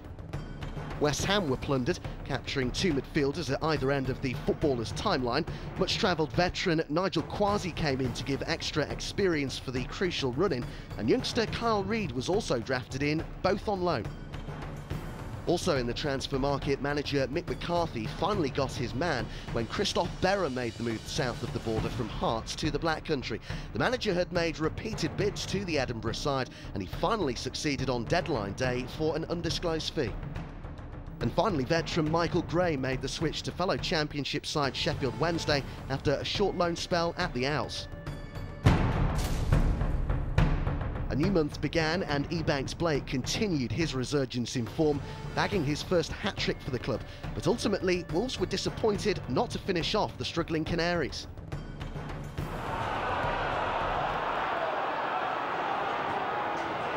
Ebanks Blake inside the penalty area, back off the crossbar. And then the follow-up goes wide as well. He can't believe that's not gone in. Oh, Ebanks-Blake again, who's missed it. Won't miss this time, surely. 1-0 Wolves. And having missed the header, he got a second opportunity. Probably should have scored there. Goal was at his mercy second time around.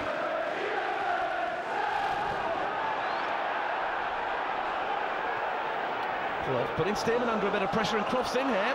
Lee Croft for Norwich, and it's 1-1.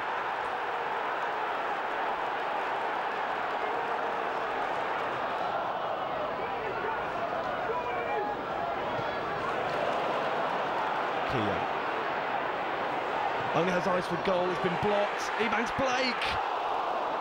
Great save, Marshall. Not cleared yet the danger. And Jarvis is denied as well. Double save from the goalkeeper. And Norwich finally hack it clear.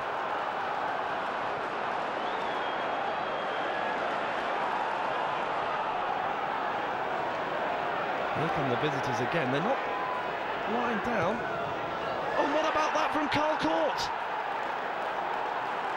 His first Norwich goal has stunned Molineux. Ebanks-Blake, they're desperate for an equaliser now, Wolves. Can they find one? This is Jarvis.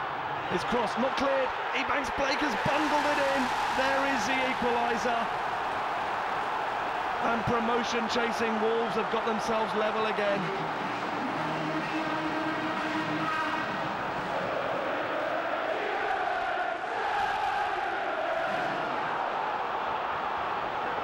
Now they're looking for the winner, Wolves.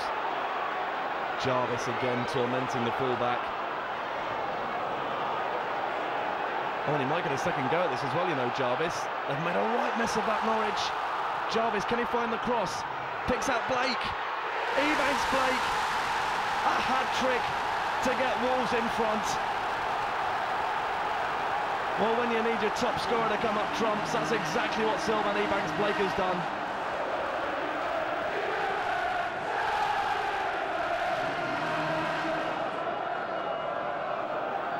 There's had to be another twist in this game. Doherty at the back post, oh, it's gone in! And Norwich are level again. Relegation threatened Norwich have come back to level it up at 3-3 at Molineux. A short journey to a resurgent Coventry City would follow, and despite another goal from informed Sam Vokes, the club again dropped points and left the manager scratching his head about his once resolute defence.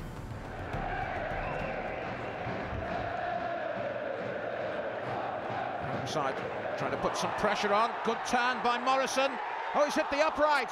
Still a chance, and Doyle rams it home, and Wolves go behind.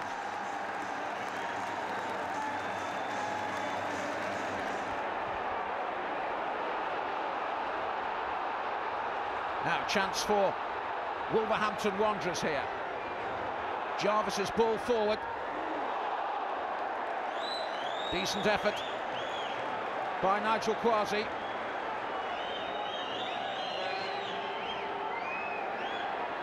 Header at the far post, and it's in. Sam Vokes. A birthday present for Mick McCarthy on his 50th birthday. Vokes at the far post, he did really well. 1-1.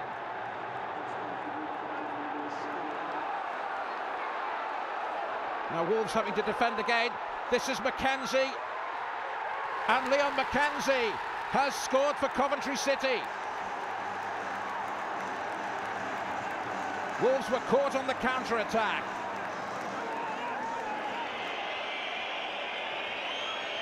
Can they get anything out of this yet? Ebanks-Blake turns, he's bundled over. The referee says penalty. A chance for the equaliser. The Coventry players don't agree with the decision. Now here's Ebanks-Blake. But it's saved. Kieran Westwood has saved. And Wolves' chance of a point has gone. The story of the season so far had been the exploits of Burnley in the cup competitions, defeating Chelsea, Arsenal, Spurs and West Brom along the way. They would take another important scalp in the race for the title when Wolves came to Turf Moor. Not worked out for Burnley. It was Patterson just lurking. Ball down the right-hand side with Elliott, looking to tease Ward. Gets a good ball in towards the far post. Just for Burnley, and Burnley scored. They've got the goal. Far post. What a good finish. And it's Chris McCann again for Burnley. No win in 3 and only 1 point gained in that period. The club were determined to take something away from the Welsh opposition. It came late and was more than a little lucky.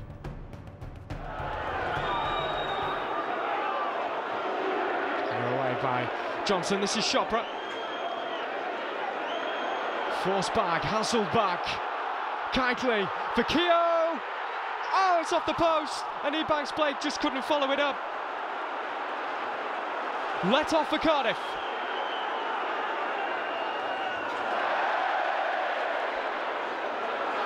Kitely. Plenty of going forward for Wolves. Ebanks Blake. It's yet another goal for Sylvan Ebanks-Blake. And just look what it means to them. Keogh. Ebanks-Blake's in again here. Denied. Keogh should have scored.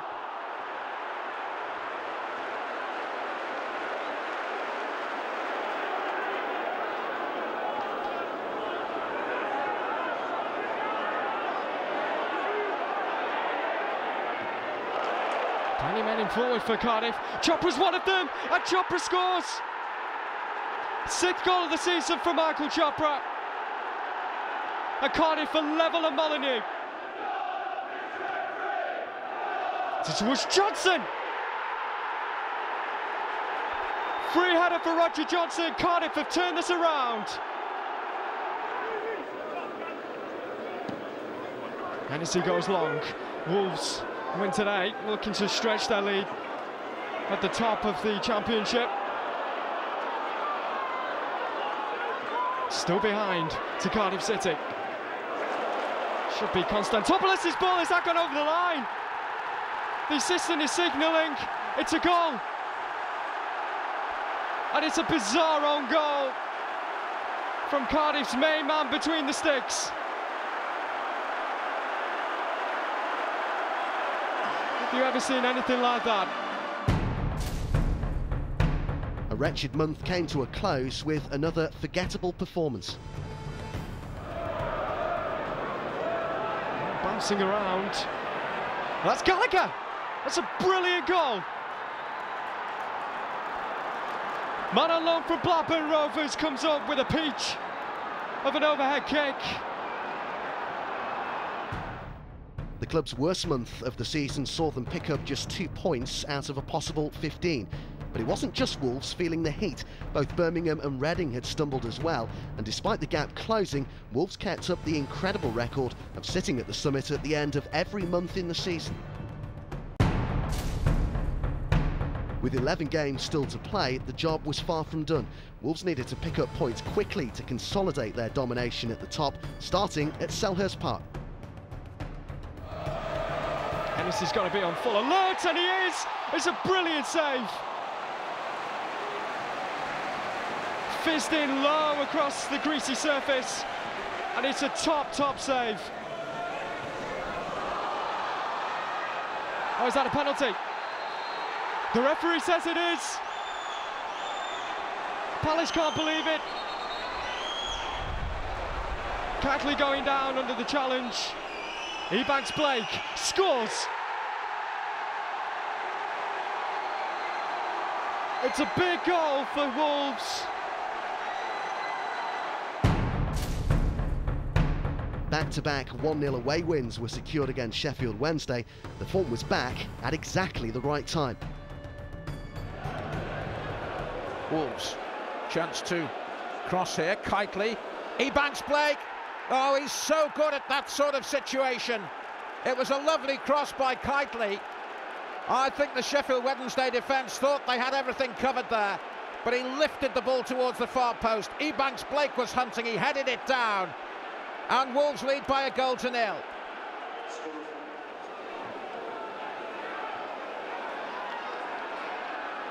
Wolves trying to keep the pressure on, but they may have to do some defending here. Now, here's danger. It's Jermaine Johnson. Still Johnson, great chance. What an opportunity, but it's gone begging. Lovely skills, he did really well, apart from finish.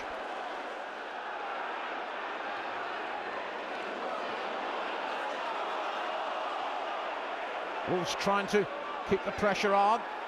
Ebanks-Blake, turned over the top by Richard Hines. Next up was a return to Molineux for a tricky fixture against Ipswich. The Tractor Boys had been shipping goals recently, but looked rock solid on the day, and the manager had to be happy with a point. That's Jones. Good try.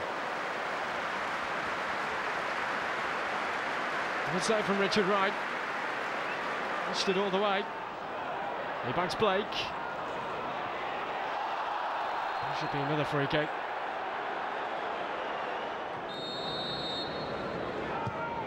And that's Reid.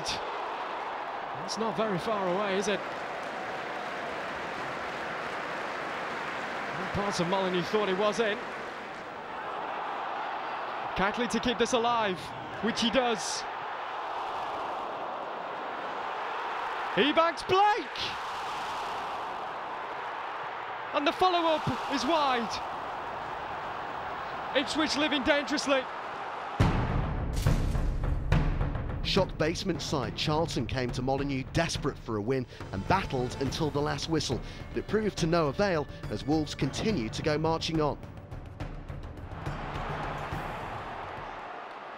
Chance for Keightley to lay the ball in, he does neatly. Chris Alumu scores off the post. Elliott is complaining, and it may have taken a touch off the defender, but Chris Alumu did what all good strikers should do. He just prodded it towards the goal, and it came off for him.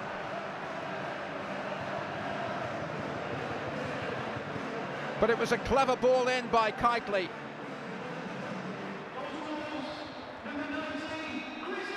Alumu just sticking out a boot, and Wolves lead.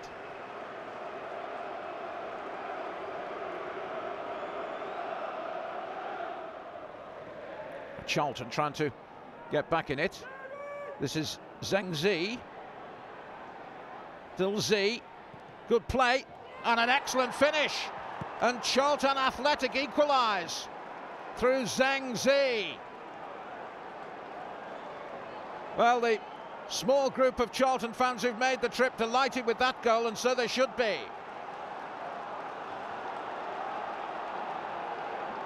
So Wolves going to have to rise to the challenge here. Neat play, wasn't really closed down effectively. Now corner then for Wolverhampton Wanderers. Alumu having a real battle at that front post as the ball is whipped in. Alumu gets the flick on and it's turned in. Ebanks-Blake has turned the ball home.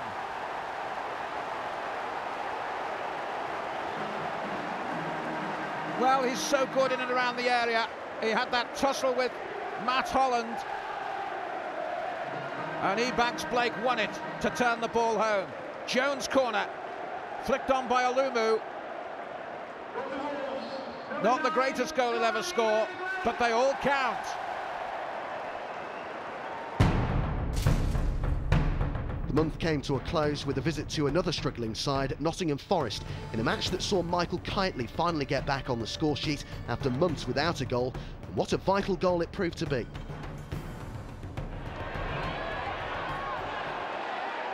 Wolves trying to pile the pressure on Forest, struggling down at the bottom of the table.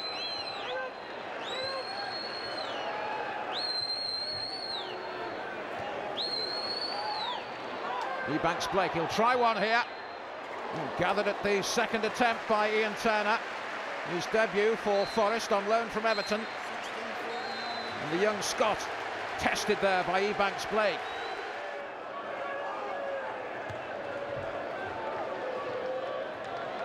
Ebanks-Blake again. Ball turned back Neatly off Kitely, scores! Michael Kitely scores his first goal since November.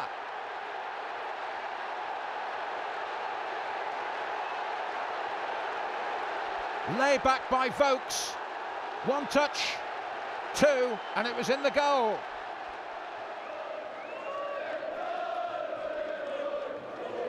Turner then with the goal kick for Forest in front of the Wolves fans.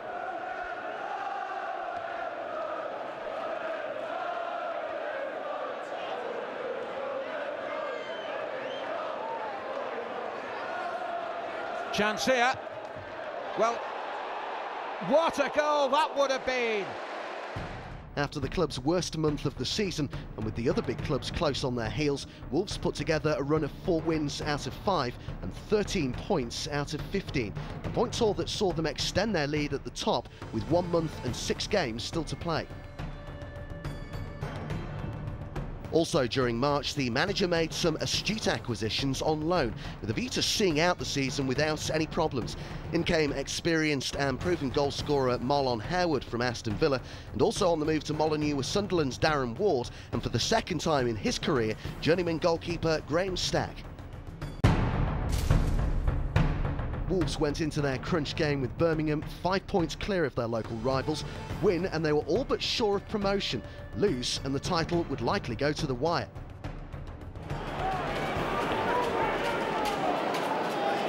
Jones. Edwards. It's Ridgewell.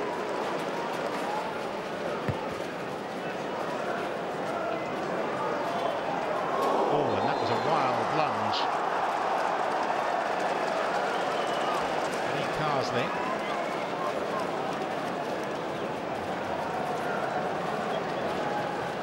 Wolverhampton looks in some trouble. Oh, it's going to be a red card. It's off. Lee Carsley has been sent off. It's been deemed reckless and dangerous by Mark Halsey.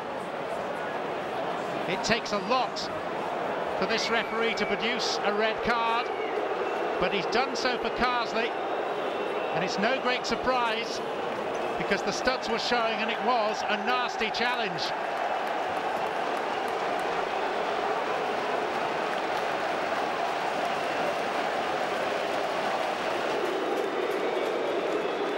Well, it's not good from those members of the crowd that are booing Iwelumo. The more sensible are applauding him as he's carried in considerable pain from the pitch.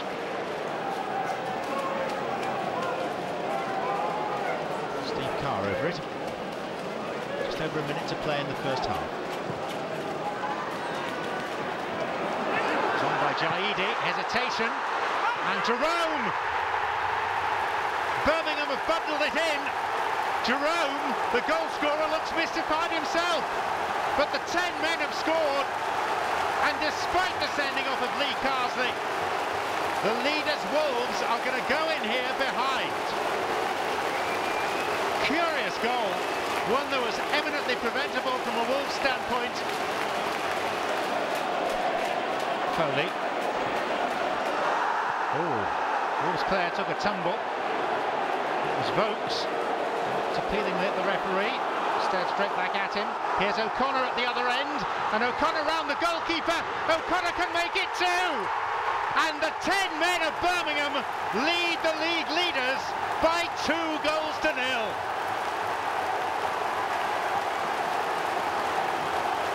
This is bordering on the amazing. Let's focus on one decision and one incident. Certainly in the first half you lost Chris Iwelumo. What impact do you feel that had on the game from your perspective? Well, I think the whole thing, the losing our centre forward, sending Lee Carsley off, I didn't want him to go off, I have to be honest, because I think it's not ruining the game for Birmingham, of course, but it's ruining the game for us, because I don't think after that there were too many decisions that we got. And having scored the goal when they did, they were allowed to sit back, and fair play to them. He scored a good goal, Gary O'Connor coming on, but you know, poor game all round for us. How is Chris Iwelumo? No, yeah, he's got a sore knee, whatever it is. I don't know. had time to look at it or assess it properly. So the club would have to do it the hard way. But a victory against struggling Southampton edged the club closer to the ultimate target and gave an opportunity for the manager to heap praise on his young side. What a massive role the supporters have got to play here today. First corner to really try and get them onside, and that's the way to do it. Kelvin Davis ends up on the deck, and Sam Vokes will celebrate. Wolves have taken just over 30 seconds to bulldoze their way into a lead. Well, I said about getting the crowd behind you, didn't I? After 25 seconds, it was a good start. After 35 seconds, it is the perfect start, isn't it? And Southampton all season capable of conceding, and Kelvin Davis comes for it, and he doesn't really get anywhere near it. We know how good Sam Vokes is in the air. It's a super leap, and the Southampton defenders are actually in between Vokes and Davis, and that's why Davis can't get to the ball. And it's a perfect start for Wolverhampton Wanderers. One corner, one goal. Here comes corner number 2. It's back with David Jones for Wolves. Good whipped-in ball, and it's turned home by Jody Craddock. Southampton just cannot defend, and Wolves are cruising after 5 minutes. Well, that is quite remarkable, isn't it? What do they say about once bitten? Not in this case. It's a different kind of a corner. Straight off the training ground, it's a short one. Look how much time David Jones has got to put a good ball in. And where's the marking on Jody Craddock? To be fair to Craddock, he's still got a lot to do. He's got to get the perfect contact.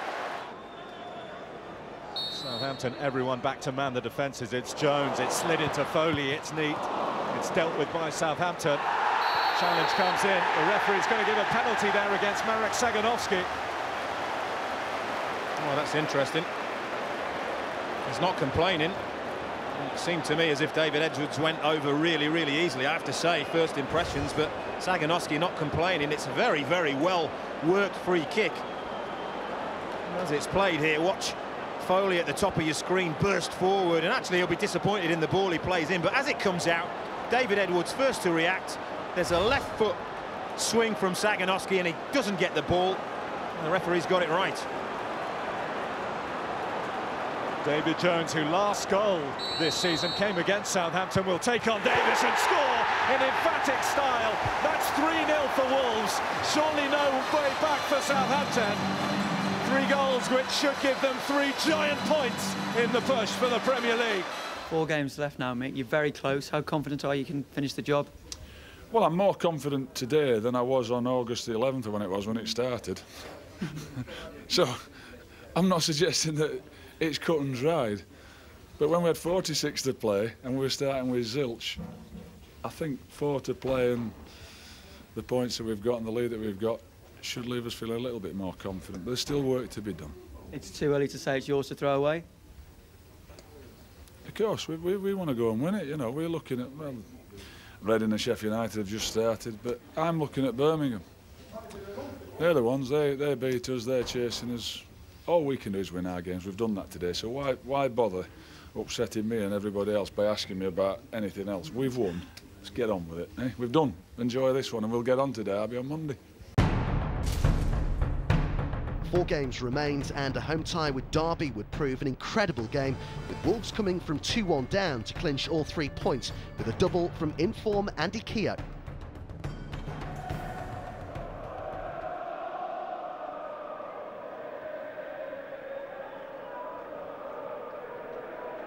He goes looking for Keogh, who finds the back of the net.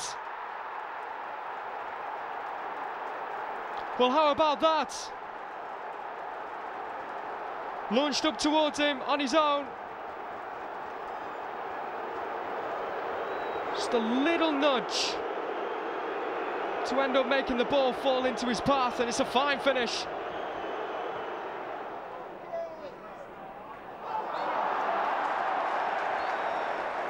Vince wins the free kick.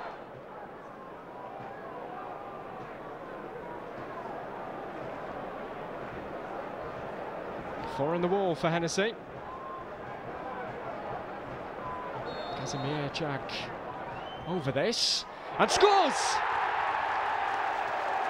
Wonderful execution. And Derby have got themselves level. Oh, and it's 2.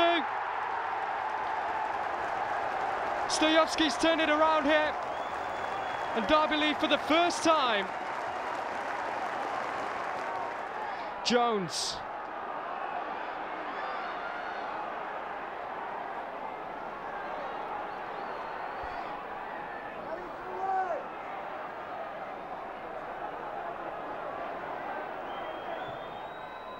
Keogh, everybody misses it, and it's in!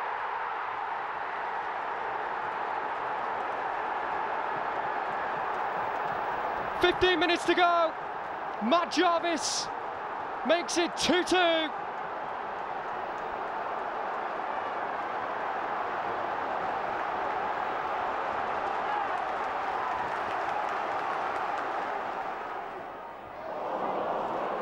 Wolves can try and mount a break here.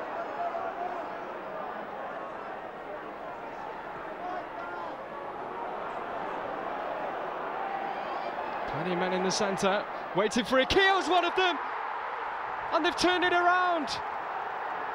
Another incredible twist. And Andy Keogh pops up, 3 minutes to go. With Birmingham again slipping up, this time against Plymouth, the gap had now grown to 6 points. A win against QPR would guarantee Premier League football, and if Birmingham failed to win as well, then the club would be crowned champions. Henry. This is Jarvis. Now Ward looking for Keogh. And Keogh getting in. Maybe here. It's there. Ebanks Blake is the man who's done it. And now Molyneux can celebrate. The pressure is off, at least for the moment. How much do they love this? They have 1 foot now in the Premiership. Mistake, and a bad one at the back by Damien Stewart, allowing Keogh to get round there. And Ebanks Blake, his 25th goal of the season. He loved it. Now Jarvis. Now Wood again. And has he won the free kick, or is it going to be given the other way? He's blown the final whistle. On my watch, coming a little bit early, but now there is a pitch invasion underway. But the reality of the situation is that the final whistle had gone, and Wolverhampton Wanderers have won.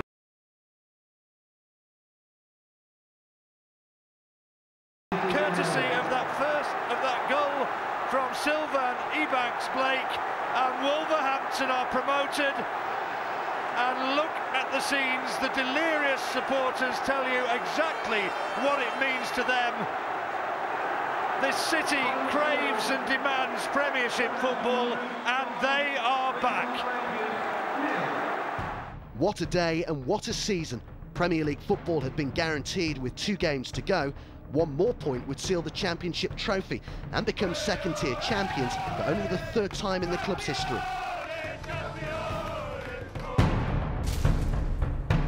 The penultimate and championship winning game was at Barnsley. In the end, the result was academic as local rivals Birmingham were defeated and the title race was over.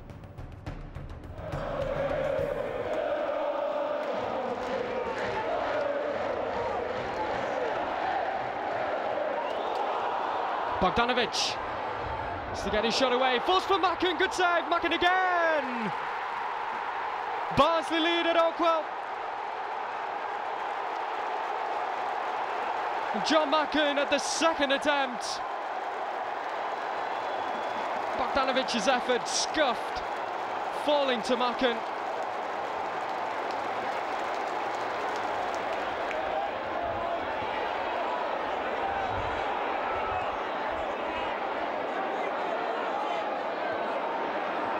Nicely done.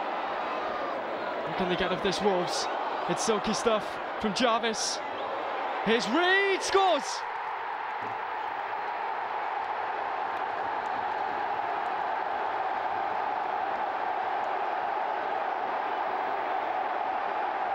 Back across from Jarvis to find Reed to fire it in at the near post. And so the destination of the championship trophy was determined. It would return to Molineux and present it to the team at the end of their final match of an incredible campaign. It was a carnival atmosphere that greeted the players as they entered the field of play for their final game in the championship, at home to Donny Rovers.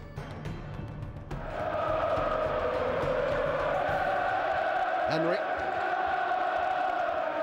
Wonderful atmosphere at Molineux. Henry continues his run. That'll be a corner ball. Wolves are really cranking up the pressure in the closing stages here.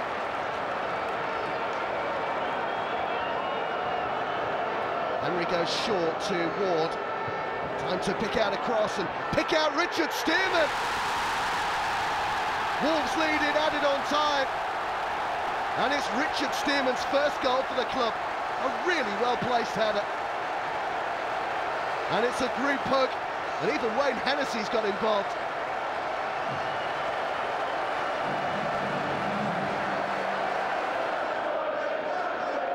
This is Woods. There's Alakobi for attention, but he's to try and get away from him here. Makes room for the cross, and Hennessy saves.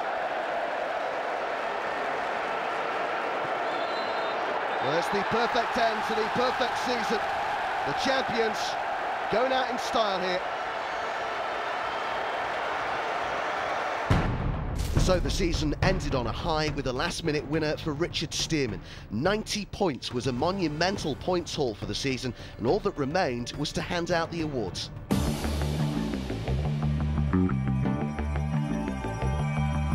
Sam Vokes was voted Young Player of the Year and Kevin Foley the Player of the Year. When I stood on the pitch about 20 minutes ago and Sir Jack handed over this trophy to me, it was a very proud day. Thank you, Jack. 20 months later, Sir Jack offered to buy the club back for £20.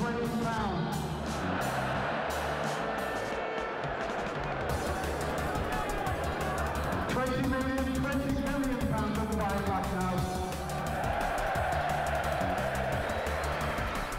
But after the individual awards were handed out, the players, manager, fans and everyone involved with Wolves were able to lift the trophy that counted.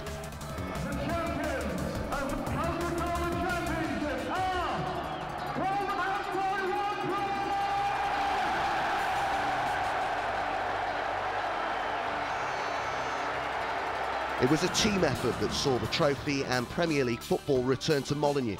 Sylvain Ebanks-Blake finished the season as the top scorer in the league and arguably the hottest property in England outside the Premier Division. Oh, brilliant, great feeling. It's unbelievable. That's what we're all in football for, to win things, to have days like this with the fans. It's brilliant. Richard Stearman was a rock at the heart of the defence. Yeah, it's been a perfect season, to be honest. You know, we got off to a flyer. You know, we just continued it through, really. And, you know, we've come to the last day and I managed to grab a goal at the end there. So, like I said, perfect season. Michael Kitely enhanced his blossoming reputation as the creative driving force of the team. Obviously, it's been a fantastic achievement, and you know, we're buzzing. It's great to celebrate it today and thank the fans for what they've done. You know, and hopefully, you know, next year we can do as well as we've done this year. You've played well this season. Obviously, England recognition and everything. You're hoping to repeat that really in the Premier League. Yeah, of course. Yeah, you know, I've got a few goals, and you know, I think I've got most assists in the league, which is pleasing. And if we're going to have another season like that, then I'll be over the moon. But you know, we're going to enjoy this first, and then you know, we're back in the summer and get ready for the Prem season. Carl Henry continued his rise to local legend with rock-solid performances throughout the season. Oh, unbelievable feeling, you know, it's been a long season, we've worked so hard and we've deserved it, we've been top since October and yeah, great day, great day. Excellent, excellent, you're looking forward to next season now? Yeah, can't wait for the fixtures to come out, you know, all the big teams we're going to be playing, it's, yeah, we're just trying to enjoy today, it's been a great long season like I said, Can't wait for the holidays now. The first half of the season would have been a different story without the likes of Neil Collins and Chris Iwelumo putting in man-of-the-match performances week in, week out. The return of Jody Craddock and new signing Christoph Berra helped see the club over the finish line.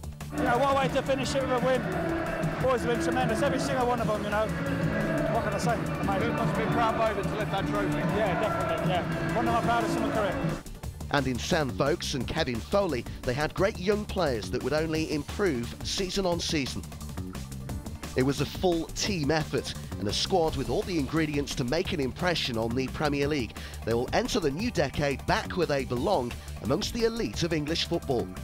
It's been a wonderful season, hasn't it? You can't get much better than that than having to play here, and on the last game of the season, having won it was a great achievement. Wolverhampton Wanderers, Coca-Cola Championship winners 2008-2009. Sounds good, doesn't it?